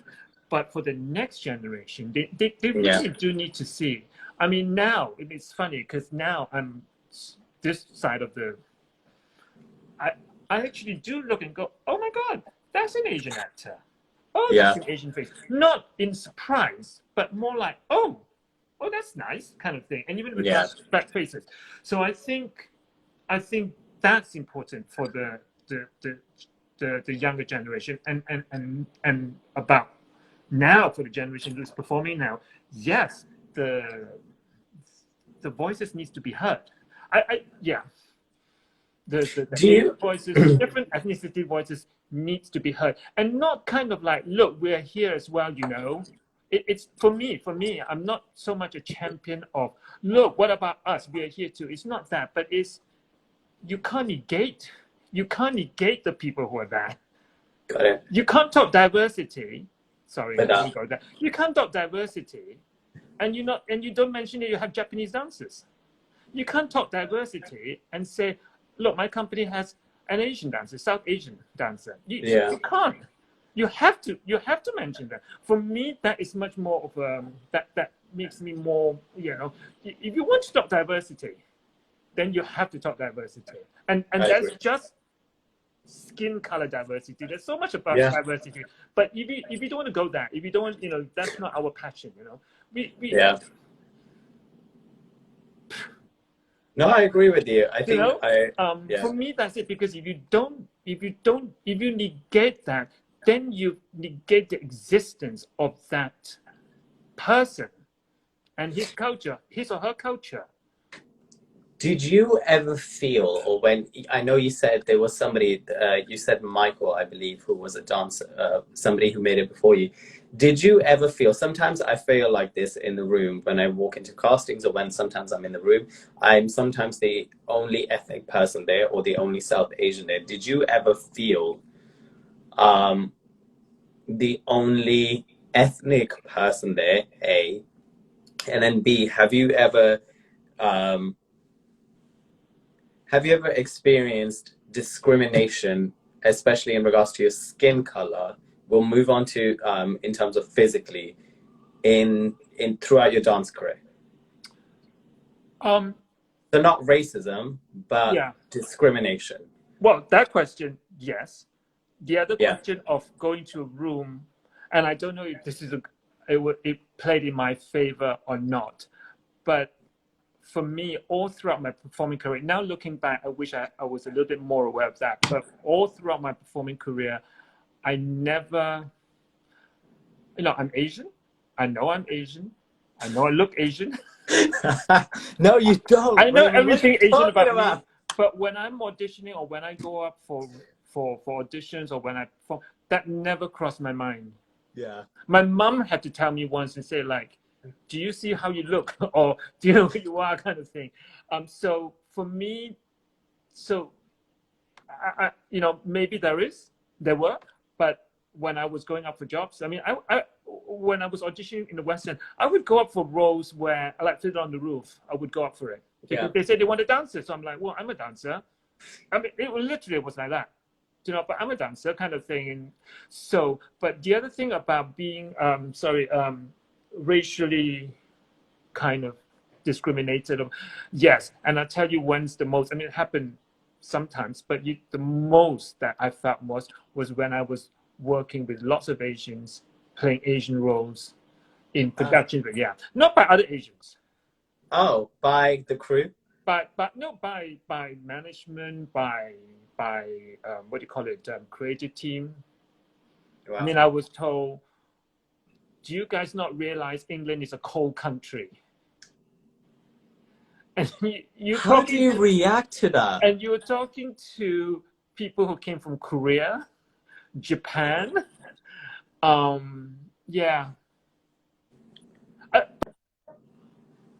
Hello. I must say, the sad thing, and I'm now looking back, the sad thing was at that time, you get angry, Yeah. but you kind of don't do anything about it. And again, Asian people out there who's listening, I do apologize. Southeast Asians and East Asians, we tend to accept things a lot sometimes. Yeah. You know, and I think, and I know this is a gross generalization and probably not right. We kind of accept it, and we'll get it our own way. We'll do it Yeah. in our way to get that. Yeah, we won't go like, how dare you kind of thing. You know, we accept it, we won't let it go, but we kind of go behind it too. So we all got angry. We did actually go on strike. Actually, I won't mention the show, but we did actually go on strike. But whatever. But yeah, so when you think back, you thought, what? And the reason why the whole incident happened was because the show that we did, we need to be half naked, because that was You need to be sorry. What? half naked. You know, sort of Ah. scantily dressed. So the men were topless or something like that because of where we were, and it was very cold, and we wanted the heating up. That was the thing, you know. And certain people say it was too hot because then it would impact on their performances, their voices, and everything. And we said it was too cold, and then instead of looking both sides, it was turned to the Asians and go, do you guys not realize that England is a cold country? God. Do you know, even now, you see, I see your reaction, and you know, just hearing that, you're incensed. It's because for them at that time, we were just like, oh my God, what a stupid thing to say, or I'm so pissed off that he said that. But we were not kind of like, I can't believe he just said that. That's such a it wasn't like, really. Yeah. We left it to our American brothers and sisters, the Asian American brothers and sisters, because they would not take anything. They're like, that's not right. We're gonna go to equity. Yeah. So yeah, it's very subtle. It's very subtle. I've had people say things like, "Well, you are Asian, you're small, so you must be small," kind of thing, and you go, "Excuse me." I think certain comments you literally have to just be like, what? But I think for me, it's more of a perception of when you're trying to excel in the industry and certain people hold power and they say derogatory things or things of discrimination. Oh my God, I so want to say things, but I can't right now. I have to bite my tongue because I'm currently... I know what you mean, yeah. I don't know how you say something without having it affect your career. Well, because certain places where you work in, the industry is very small. Comments are always exchanged, certain things are always done. You make one small thing and that is it. How do you bite your lip, or what do you do that still gets the point across? Or but you that's just shut them out? But I'll come back to the point. So it's so important that, and I'll talk Asian because I'm Asian, yeah. And I'll say Asian, all Asians, yeah, Southeast Asian, because I'm Southeast Asian, yeah. So important that we have a voice, because that's exactly, you know, one main thing is like the Nutcracker, yeah. We all know about that thing, and I still ask people, and I say, what do you see Chinese? I'm Chinese. Yeah. Do you see me walking in like that? So I don't know where that came from, but of course I was casted Nutcracker already, but never mind. And I had to do that. But you won't question it because you're like, well, I better not question because I want to do it. It's a role. So, but if Asians have a voice or a recognition, then you see, you will blacken. You would not think twice anymore about blackening somebody up. You won't black somebody up, right? I mean, you just don't do it. You don't yellow somebody up, but you would do that. I mean, for me, that's you will do, you do that. I mean, it's like, Yeah. do you see me walking like, I mean, for me, that's the best, or the way to just tell people what justification is it. You know, so that's stereotyping. So, but so it comes back to me. So if you negate the whole, and it's not just Asians now, we talk about other ethnicities. If you negate them by not giving them voice, or when you talk diversity, you don't include them, then they don't have a voice. Yeah. And because Asian people are, you know, kind of nice and they don't say anything and they're very good workers and they will just do what they're told, it's okay. Yeah. When it's not. Whoa. I've been asked, I mean, I hope nobody's listening to that. I've been asked to take my curtain call when I played an Asian character in my underpants. Oh, God. Now, those underpants are part of a costume. Yeah. And they're very nice costume. What, the underpants? The underclothing. The underclothing. Okay, got it. They're very nice costumes, actually.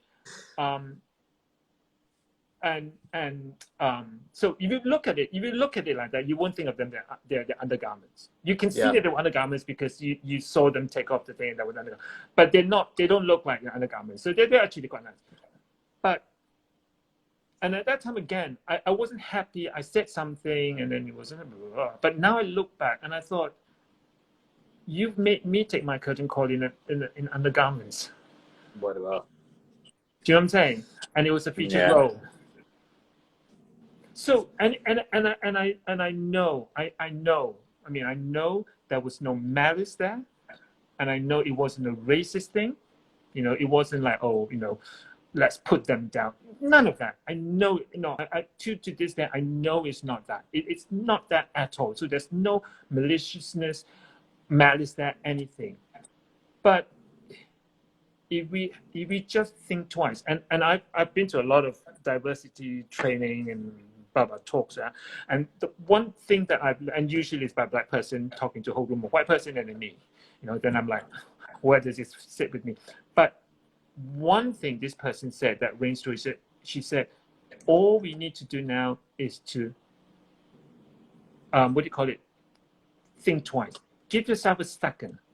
So if you just think he's actually coming out in his undergarments, that's brilliant undergarments. They were actually designed by Oscar winner designer, you know. And as I say, you wouldn't know they're undergarments, but there are undergarments, right? So however good it is, they're undergarments, and I'm taking my curtain call in my undergarments. And I think it's interesting. Yeah. So I think that's what we need to do now, and it comes back to the you know, when you talk diversity thing, and I don't think anybody is negating anything. I really don't. I don't think people are like, oh, those Asian people, we don't need to talk about them. They're there. You know, there's lots of them. We gave them jobs. You know, it's nothing like that at all. I really believe there's nothing like that. But we need, and this is what happened to me too, since I don't know, just for the last 10 years. If we just give a thought, so if you say diversity and you don't talk to me, then, or you don't take me into account, then I think, I mean, where would that sit with me, kind of thing. And you know, so that I think is the most important thing now. It's really for us to just have a think have twice. A voice. Think twice. Before I want to quickly ask you about stereotyping and kind of include sexuality in this. The perception and the stereotyping of a male role versus a female role in classical ballet and ballet in general. I feel like there's a specific body type or a specific athleticism that you have to, like, you can't, I don't know. Like when I look at my body, I look at that and I'm like, I'm not going to be able to be represented in ballet because there's technique involved and muscles and just certain things. Also, the certain amount of movements, certain precision, and just certain just the marketability of it. There's a stereotyping of what a male ballet dancer is meant to look like sometimes, and similar with females when it comes to classical and normal ballet. Would you agree or disagree with that, or not really? That's a stereotype. That also, the guy is very like strong, male, masculine, muscles, things, everything, and a woman is very agile, feminine, and all that. Yeah. Well, yeah, I think again, if you talk classical ballet, because the male dancer is the prince, yeah, and the female dancer is the princess, yeah, or the swan. So and then I think for now, then it goes into our perception, because I think it's wrong, but our perception of a prince would be the tall, maybe blonde, maybe well, blue you say that. kind of You thing. say that. We talked about this the other day. I was like, there's stereotypings of what a man is meant to be. Yeah. An attractive man, a commercial mainstream, Yeah. is meant to be blonde. He's meant to be white. He has muscles and things like that. But I have never been looking at that. For me, masculinity means like being in touch with your feminine side and being affectionate and being able to say, you know, look your best friend in the eye and say, dude, I love you, and not mean, you know, I love you, or like I'm gay or anything like that. It just, but that hasn't been it for so many years. yeah, We have to work so hard, and still working hard, to be able to do that. But because, you know, the stereotypes, you know, of as I say, the prince, and again, we say, you know, we want to bring the Asian thing back to me. The women are always okay to be the principal or ballet dancer, especially Asian women, East Asian, because, you know, they're kind of the feminine thing, and then they're the swan, and then they're the princess, you know. But then also, you know, you can have the other way. When has Asian woman, and when I say Asian, I would say much more the Southeast Asian, the Japanese, the Chinese. When have they usually been given a role in a European company? I'm saying, given a role when they play the evil mistress, when they play the evil part. They're always the kind of the nice, feminine thing in ballet. Yeah, they don't usually get to play the other role. Now, I'm sure there's a lot of Chinese, Japanese women who has that, who can play that, who probably itching to play that as well. So, yeah. But that's society, isn't it? That's what we think. And again, maybe that's the work we need to do. And thankfully, I think we're doing it. I think a lot of dance makers are doing it. A lot of dance makers are doing it. You know, Matthew Bourne, he's mixing it up, doing this, doing that. You know, Akram Khan, his women. Akram's women. Yeah. And they're Chinese. The ones from Taiwan. Yeah, the Chinese women, and yeah, they're strong women. So, but then if we continue to see and be allowed to see, and people show them, then it will be accepted. Yeah. Well, we're going to move on now, and we're going to leave that wonderful conversation there to happier notes. And I am intrigued by the fact, when I read that you're a ballet master, and I want to get your take on certain things. A, what does it mean to be a ballet master? Do educate me on that. Do you get a gift certificate? Do you get discounts from, like, I don't know, Danceworks gift shop, or like the Royal do you get discount tickets? Like, what does it mean, and how do you get to be a ballet master? Can I apply? The dancers who you know, got too old, you know, they moved on from dancing. I mean, ballet master, usually it's, now a lot of people say ballet master when they mean ballet teacher in a company. But ballet master in the I think in the strictest sense of the word would be when you're in a ballet company, and usually it's the person who, you know, they've been through the company, so they know the rep and everything, and they're not dancing anymore, so they're the ballet master, so they will be in charge of rehearsing, coaching, that kind of thing in a ballet company. That's why they call it ballet master. I've done it a couple of times. It's not something that I like to do, or it's my forte, because I don't like to reproduce other people's works, because I change them. How do you get selected? Do you have to get approved? Well, no, it's like applying for any job. Yeah.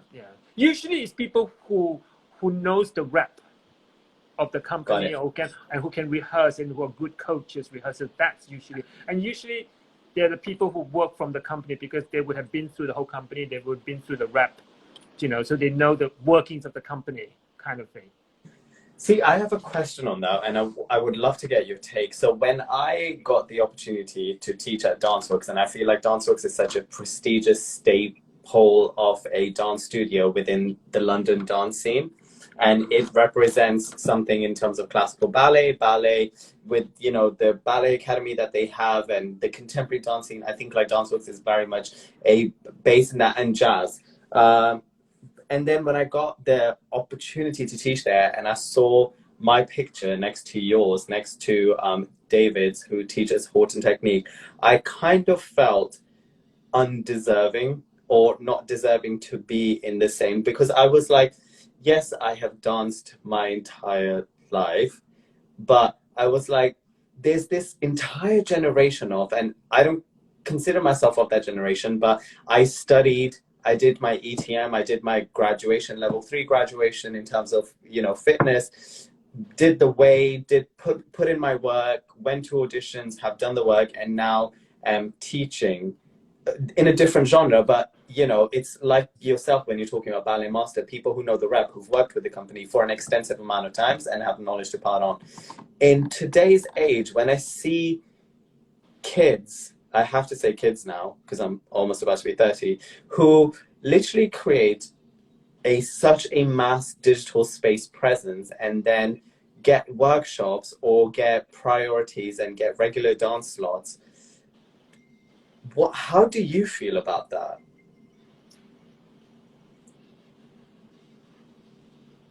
Well, this is the age we're living in, so we have to accept that. Blame is a good word to use, but I shouldn't use the word blame. But the young people, the younger people, they have to do what they have to do. Yeah. So firstly, for me, coming back to what you said about your picture and everything, it's what we have to offer. Basically, that's all it is. Is what we have to offer. You have to offer. You have this to offer. I have this. So now, if they have something to offer in value, that's great.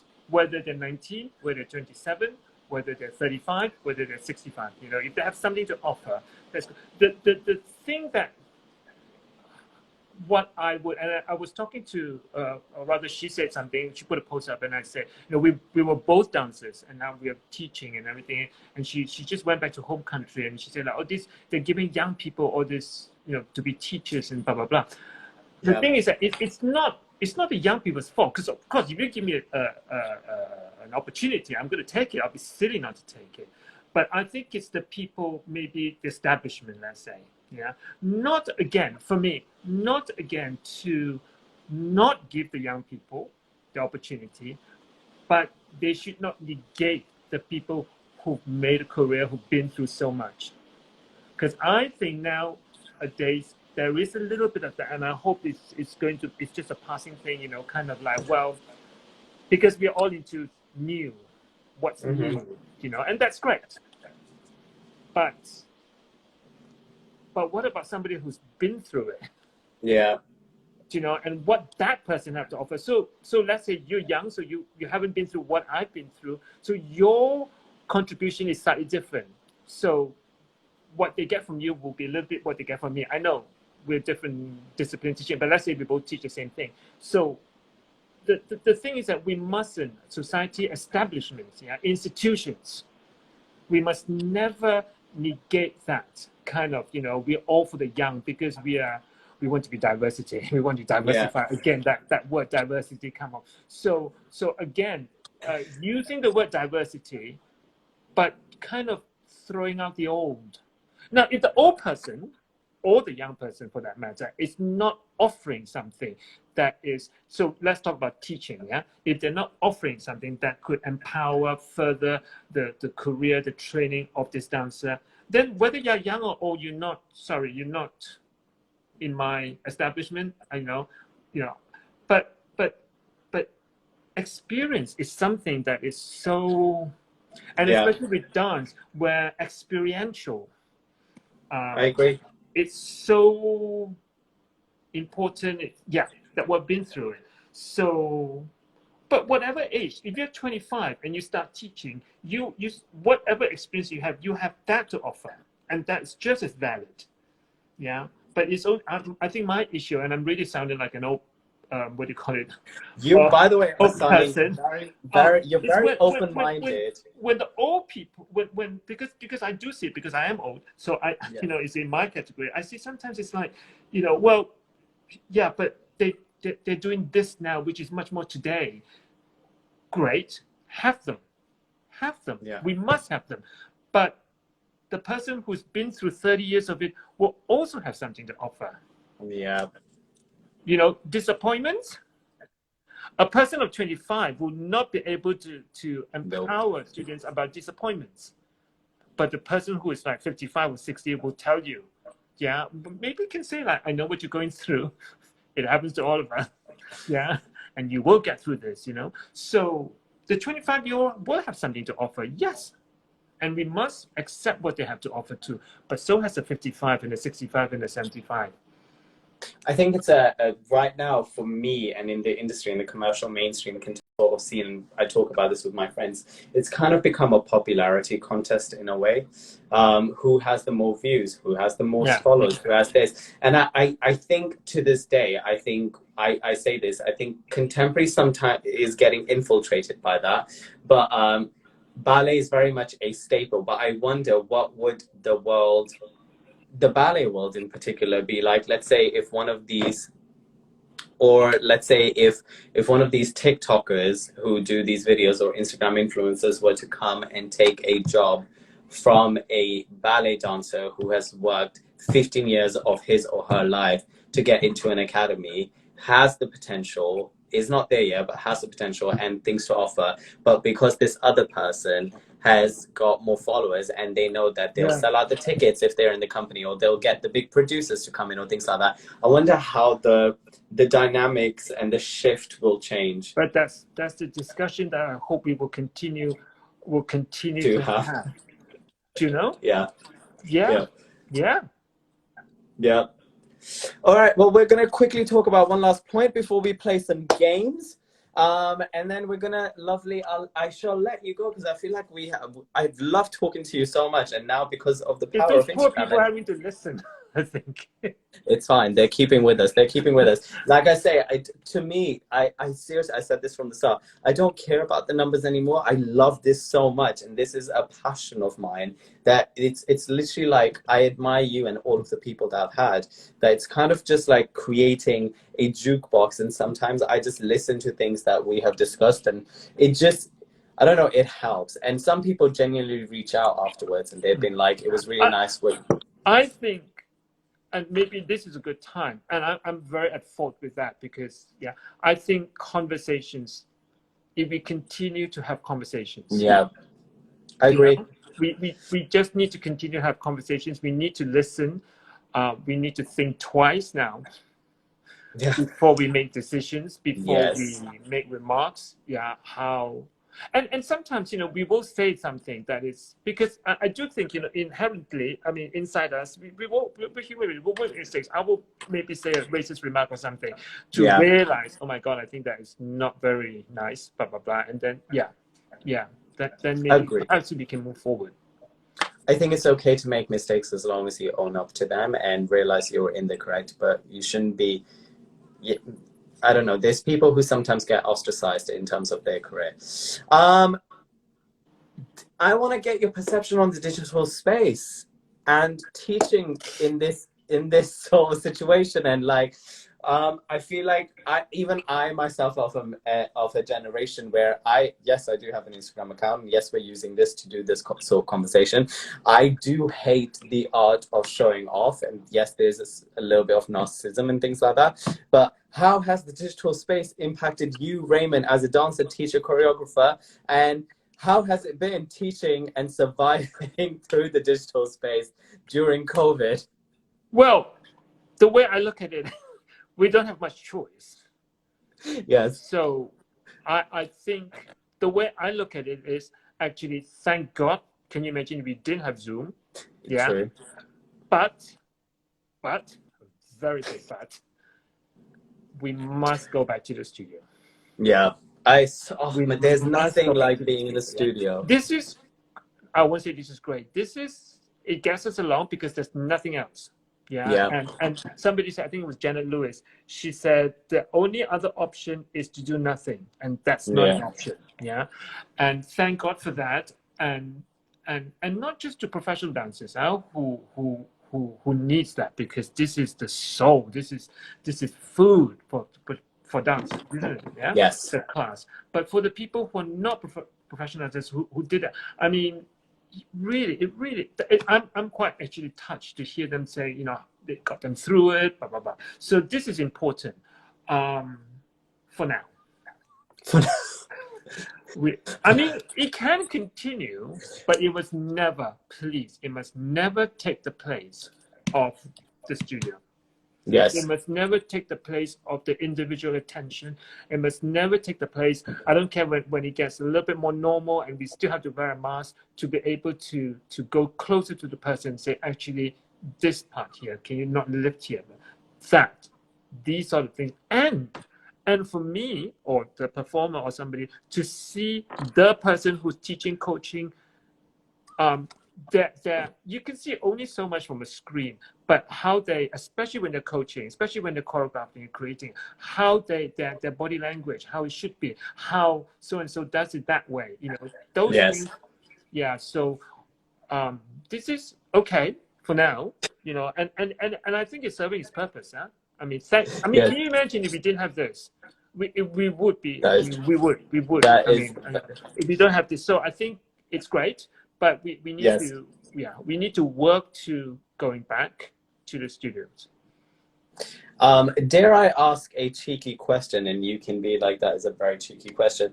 I think we've discussed generation, but I always wonder, and I was talking about this with somebody, we're in a generation of technology now. I remember when the first Nokia phone came out, and we've come so far from having like those big bulk monitors and like floppy disks and situations like that. But to now, like literally when we were talking about, okay, this, you go on Instagram, you go and click on Instagram Live, this is how you share the reels and stuff like that. Has it been technically challenging for you to teach online with, I don't know, mirroring or sharing your music, or, you know, sometimes internet freezing, or just getting used to the mic, or, you know, certain things? It's been challenging, yeah. Yeah. But again, you know, you kind of put up with it. What I am surprised at myself, I must say, because I'm not very patient when things don't go my way, is that I'm quite patient with the thing, or I've learned to be. You know, when the signal goes and suddenly everybody's frozen, or worse than you've frozen and they're the other side just waiting for something to happen, you know, and not to just swear and scream the whole place down. It's just, you know what, it's like that, you know. I also think for me, I think it's very important for me not to, I think it's important for me to help give a positive attitude, because, you know, it's hard. And it's hard for dancers. It's hard for professional dancers. I really feel for professional dancers, because studio space, all these things just been taken off, you know. And for a dancer, you know, that class, working out, you know, being in the studio, and really, so I mean, you don't think twice about it. This is our office, this is our library, and that's just been taken out. So I really feel so. Yeah, my greatest wish. Thank God for the vaccine, and hopefully, I think you know, we might need to wear face masks for some time, but I agree with that. To get us back. Yeah. Yeah. Well, now we shall play the game. We're done with the questions. It is on to the fun times. The game section of this entire situation is called Sip a Chai or Play with Rye, which basically means if you don't want to answer, you sip your chai, but if you want to answer, you play with rye. Okay. All right. Are you ready? Have you got your chai ready, aka your tea? So if I don't want to play, I take a sip. Yeah, but I feel like you have to. Usually people are nice and they tag along. All right, I'm gonna start you in very, very slow and easy, and it'll progress. All right, you have to create. So the section is called If You Were. Okay, so but you have to create brand new. So I was like, if there was a movie written about you, what would it be called? You have to make a title. You can't pick a title that already exists. Okay, so first question to you: if there was a movie about your life, what would it be called? You have to answer instinctively, like really quickly. Providence. Providence. Okay. What would the title, because every movie has like a featured song now situation. What would be a track to that movie? Somebody watching over me. Oh wow. Have you literally just thought about this, or is this already asked? Who would star in this movie? Me. You. Okay. So it's okay, cool. What would the storyline be? If you were to fictionalize and twistify it and make it, and you're winning a Golden Globe and an Oscar and a BAFTA now. To the storyline? Yeah. Oh, he got scholarships to go to the most prestigious schools. He gets picked by 5-6 different companies. He has to choose. Then he within 5 years. Let's put it this way. Within 5 years, he rose up to the rank of principal. Oh, great! Loving it. Yeah, doing all the classics, and then all these contemporary choreographers. Yeah. Yeah, and they're just dying to work with me. Okay, cool. I don't know why. I would have loved it if you said the movie is about being a opera singer. That would have been. And that can be it too. And then somebody like Akram maybe. Yeah. Or whoever will create something that I get to dance, and then I break into this aria. Got it. I'm here for that. All right. If you were a food, what would you be? Not a cuisine, a dish, an actual dish. Curry. Okay. Any specific curry? It's Malaysian, so Malaysian. It's something. No, you Malaysian. can say it. You can still say it. Malaysian curry. Something that's more Malaysian. Okay. Yeah. A Malaysian curry. Laksa. Yeah. A laksa. I know laksa. Sorry. I know laksa. Yeah. If you were a drink, what would you be? Pina colada. Oh wow. It's the only one I know. It's the only one I know. If you like pina colada, is that why? Yeah, that's fine. Because of the song, is that why? Oh no. It's just because that's the only one I know. Got it. If you were a color, what would you be? If I'm a color, red. Red. Okay. If you were a dance move, what would you be? And you have to show me that dance move. If you're up for this. I can't show you, so that's the thing. Okay, but if you were a dance move. If I was a dance move, I'll be with my legs right up there. And like a shooting? Yeah, feet like that. Oh, no, just legs going right up and feet like that. Wow. Okay. If you could send me a picture of that sort of situation, I would love that. Biggest underrated ballet or piece of theater out there, and most overrated ballet piece or piece of theater out there. Underrated and overrated. No. You can say underrated though, can you not?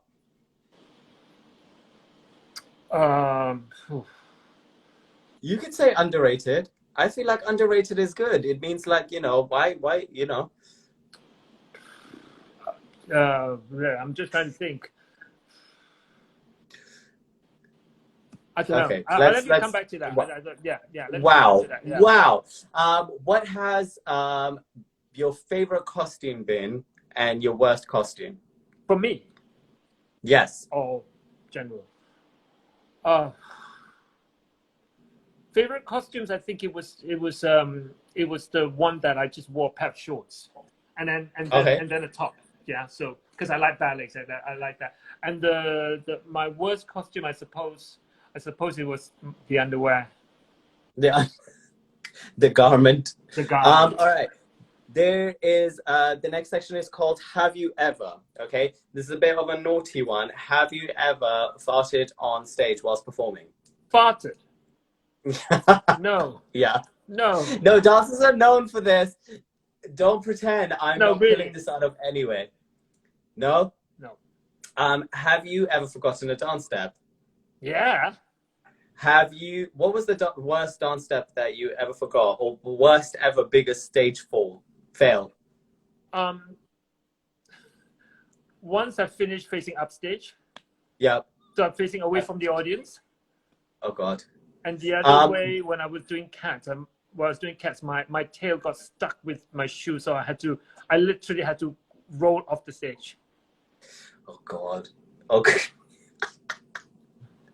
Which is literally crawl, or Yeah. did you say No, roll? roll off, because I couldn't, because it was caught. Yeah. Oh my God, that is hilarious. Have you ever? It was to do with free. Sorry, don't worry. Scrolling down. All right, next section. Biggest pet peeves. All right, biggest pet peeves as a teacher. When people play safe, when people don't go for it, when people are twee and just play safe and just, yeah, they don't give the The oomph. the oomph. When biggest pet peeve as a dancer. That as well. Yeah, Wow. yeah.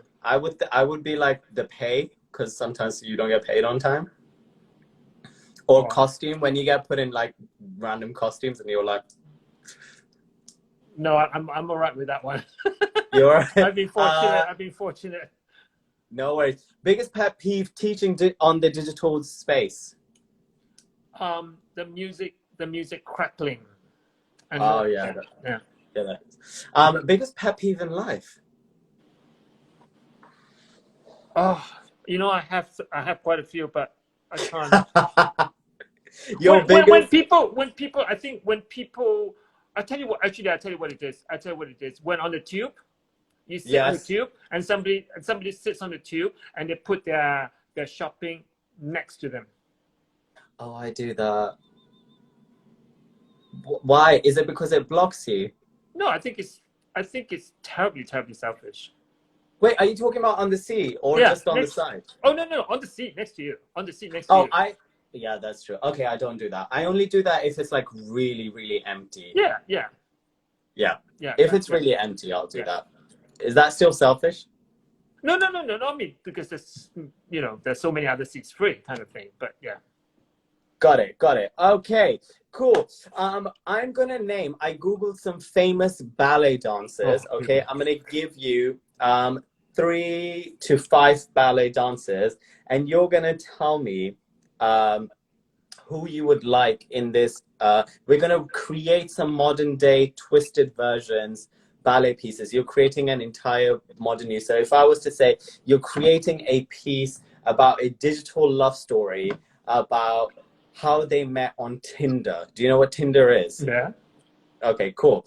So I'm going to give you some names and you're going to explain to me within like, let's say 10 seconds, who is going to be in this and what the storyline of this ballet or dance piece is going to look like.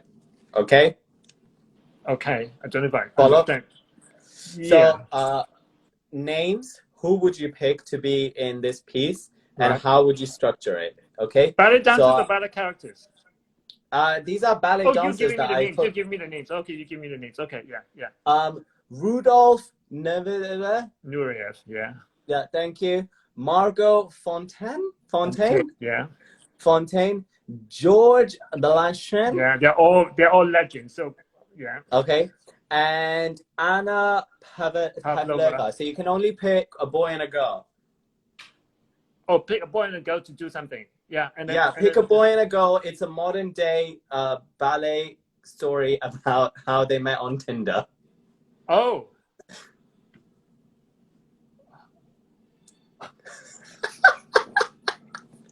All right, I'll pick Rudolph Nureyev, and I'll pick Rudolph Nureyev. Okay, as the guy. And then okay, Pavlova. Pavlova. Yeah. How would you structure this ballet piece about meeting on Tinder?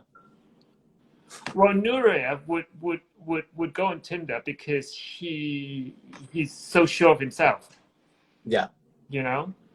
Yeah. Pavlova would her friend would put her on Tinder because her friend would think she's so beautiful and virtuous. Let's put it that way. And so Pavlova won't put us up on Tinder, but Rudy would. Got it. I'm here for this. Now you have to, you have to pick two people to be in a classical ballet modern day piece about being Instagram influencers. Okay? Yeah. Do you know what Instagram influencers are, by the way? Yeah. Yeah, thank God. Natalie Makarova, Yes. Carlos Acosta, Yeah. and Alicia Markova, Yeah. and let's give you Frederick Ashton. Yeah. Okay. Okay. Out of those four people, you have to pick two to star in Instagram influencer classical ballet piece. So I don't understand what to do. So what would they do? They're Instagram influencers. So who would you like to star in this piece? Pick two people to star in this piece. Who's not Freddie Ashton? Who's the other guy? Carlos Acosta. Maybe Carlos Acosta. I'll pick him. Okay, cool. What is he Instagram famous for? Just out of curiosity. What does he work for? Because what Instagram influencer is he? Because some people are like muscle people, some people are like Instagram models, some people are Instagram cooks, some people are Instagram fashion designers. He's one of the great male dancers, and then he's person of color. So, but I think he's probably have millions anyway, thousands. Okay, cool. Yeah, but anyway, so that's Carlos. Yeah. Carlos, and then I'll pick Frederick Ashton because in his day, if that's Instagram, he'll be the one, because he'll be adored. And yeah, he'll be very adored and people would just follow him because he leads a very flamboyant life. Okay, cool. Now you have to pick just one person to star, be the principal dancer for a TikTok dance trend 2 hour. It's a 2 hour ballet piece about TikTok dance trends. Okay. I'm going to give you three names. Let's give you Sergei Polunin. Yeah. Polunin? Yeah, Polunin. Okay. Polunin. Let's give you Misty Copeland. And then Mikhail Baryshnikov. Yeah, who's actually a really good actor, by the way. He's a very, very good actor. I think Misty Copeland, because she's very today like that. She'll do well in TikTok. She'll do well on TikTok. So she's gonna do well in that 2 hour dance ballet piece about TikTok trends. Yeah, she'll do well in that. Yeah. Would you choreograph it if I was to commission a TikTok dance trend? To work with Misty Copeland? Yeah. Why not? Yeah. Yeah. Have you met her? No. But by the way, just out of curiosity, if I was to come with you with this piece and I was like, Raymond, can you come up with a title name for this classical ballet piece about TikTok dance trends? What would you call it? Call it TikTok. Just TikTok. Yeah. TikTok. I'm here for that. All right, cool. This is the activity part, which I asked you about, and you said you would be a sport, okay? Because you are a ballet master, okay? No.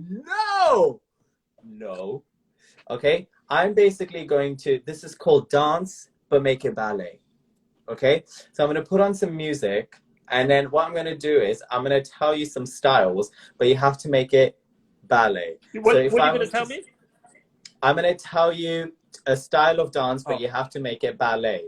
Okay, interpret it into a ballet form. So if I was to say voguing, you have to make voguing ballet. Okay. Oh my God. Okay. Are you ready? You said you'll be a sport and you'll do this. Would you like some music? Should I play like a nice symphony? I have the King and I soundtrack in the back of the music. Is that okay?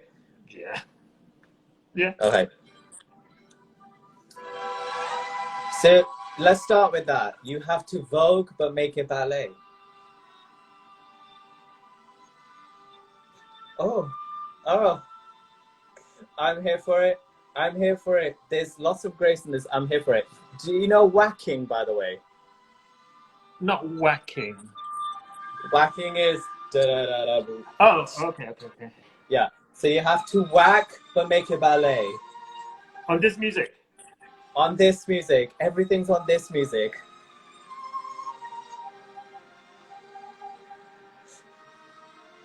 You can't see me. I am here for it. There's a lot of this happening. I'm here for it. Okay, now you have to. I don't know how you're gonna do this sitting down, but the next is salsa but make it ballet. You can do this. Oh, are you getting up?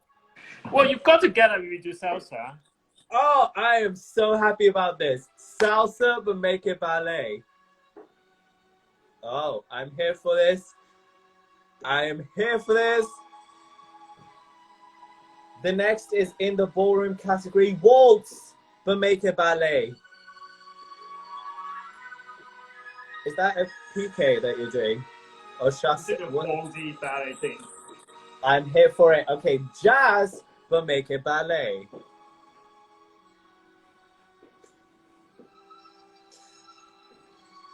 Raymond, you're very elegant as a mover. You're very, very elegant. It's also wrong. Okay, you have to, last one, wait, last two, okay? Crump, but make it ballet. Do you know what crumping is? Crumpets. Like things like that. Crumping. Things like that. Here for it, here for it. All right.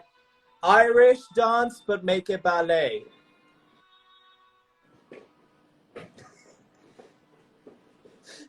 Very graceful. Lastly, this is my wheelhouse of dance, Bollywood, but make it ballet.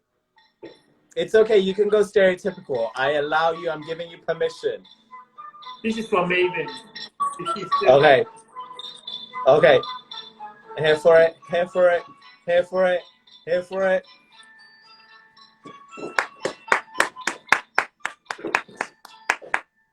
I am here for this. Well done. Maven, I hope you're still there. Or I hope you're not there. Guys, that is the legendary Raymond Chai, oh, no. Ballet Master, who has just done a beautiful performance. I think, Raymond, you have an actual new career. A what? A new career? I think you have a new career. I think you have a new career. You didn't ask me to twerk. I'm trying to be respectful, can I just say? I would have loved to do that. I just didn't know how much boundaries I could have pushed. Otherwise, I would have said like booty pop and things like that. We're all about pushing boundaries, right? We are, but I just didn't know, Raymond. You're more than welcome to twerk and make it ballet right now. Since you've mentioned it and you also want to do it, are you sure? The thing with ballet is, you see, you can't twerk with ballet because with ballet, we don't really move the hip joint so much. And we certainly don't move the bum. Would you just be like on point, shaking, like just hitting the ass out? Would you just be like, okay, I'll get up? Well, not in classical ballet. Like so, and just popping the ass out? Actually, you know what though? There have been a choreography where the girls go up, up. Yeah, there you go. Yeah, so there you go. Yeah. See, Raymond, you're gonna be now. There's lots of comments saying, "Yes, Raymond, well done, Raymond." I think. Oh my God, I didn't know these.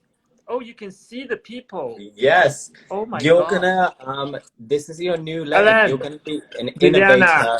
and yes, an innovator of new dancing. All right, so we've come to an end. Thank you so much for doing this. I just want a quick little situation of things. Quick couple of questions left. What words of wisdom would you give to your mirror self today? If you were to look in the mirror today, what words of wisdom would you give to yourself today?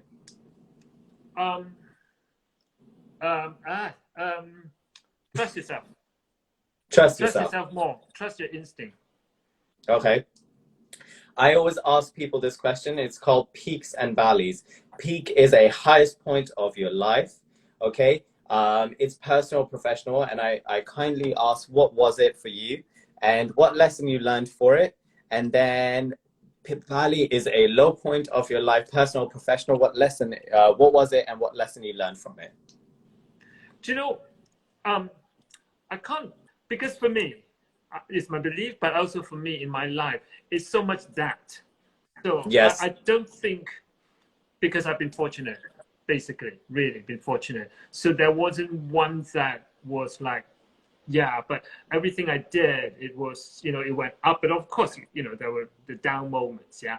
But so I tell you what's probably one of the down moments. At that time, it didn't see down because I was so over it.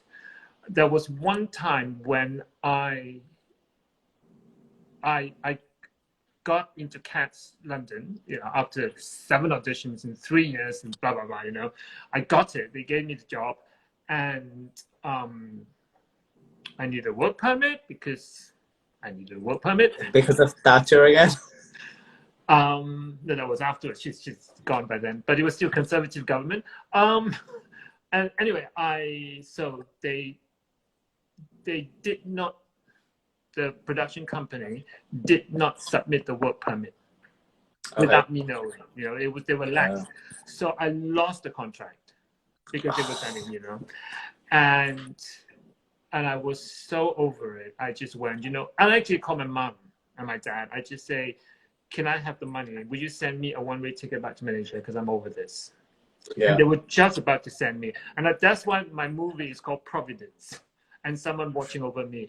Because as soon as I told my parents that, and they would say, actually, I think they did buy me a one-way ticket. They did buy me a one-way ticket back to Malaysia. I got a call from Germany, the German production of Cats, who offered me a contract there. Wow. Yeah, so what I learned from it is that you've got to trust. You've got to believe that that's going to happen. Yes. Because it's so deep.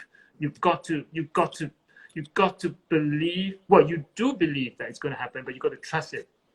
So yeah. That was the lesson I learned, and then and that's why I just want to throw this because we were talking about Brexit, and that's why for me, I will always be European because Europe gave me a home for 20 years. I understand that. Any upcoming projects, future stuff? What I know you're going to be continuing on teaching.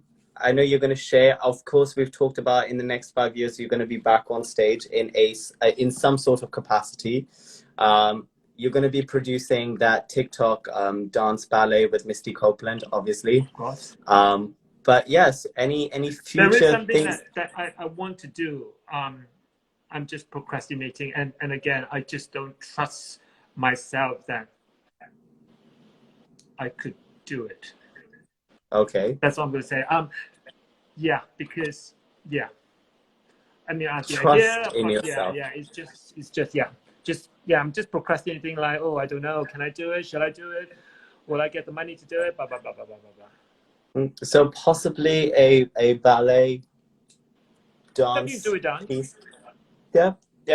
It's dance and it's digital. I'm here for it. I will be assisting in any way if you would like my assistance. Thank you. Any way, any support, anything. Yeah, I'm here for that. Well, any lasting words before we finish, Raymond? Me? Oh no, what? No. Thank you. And thank you to everybody. Thank you to everybody who came. Yes. I never realized that all these people were. I mean, comments. You can see it, them coming up. Yeah, you just scroll up and stuff like that. That's my knowledge of the Instagram. What do you call it? Oh my God! All these people. Thank you, Tamara. Oh my God, Giorgio. They're probably not here anymore. You can see. I'm so backwards in that. Not at all. Guys, thank you so much for joining. Thank you. Thank you, Raymond. Thank you. Not at all. I just want to say something. I mean, it just, the Chai with Rai is his thing. It's not Chai as to me with him. He is Chai with Rai. Chai with Rai? Yeah. Chai with Rai. Yes. Yeah. That's his program. Yeah, it's amazing. Yeah, it's actually Chai with Rai. Yeah. Well, I think this worked out perfectly. I didn't even put that together until you said that to me the other day because I'm just so used to saying Chai with Rai. Wow, oh my God, so many people. Jeannie, is she watching it? They probably all left because I was going on and on and on. Oh my God, Tim. Stop. People love you. Oh, thank you so much. Thank you, everybody, and thank you, Raymond. Thank you so much. It's been such a pleasure. Really, really. I am beyond thankful. I'm going to probably send you a message after this, and I'm going to be like, thank you so much. I really appreciate you. And I am genuinely honored and educated, and I loved having this conversation. And thank you to everybody. Thank you. And I will put this up on my IGTV, so it will be there. And then if you want to share it, I'll send you a copy too. And then you guys can watch it back. Thank you. Thank you guys Thank for you coming. so much. Thank you, Raymond. Thank you so much. Have a great rest of the week, you guys. Bye, guys. Bye. Bye. Bye.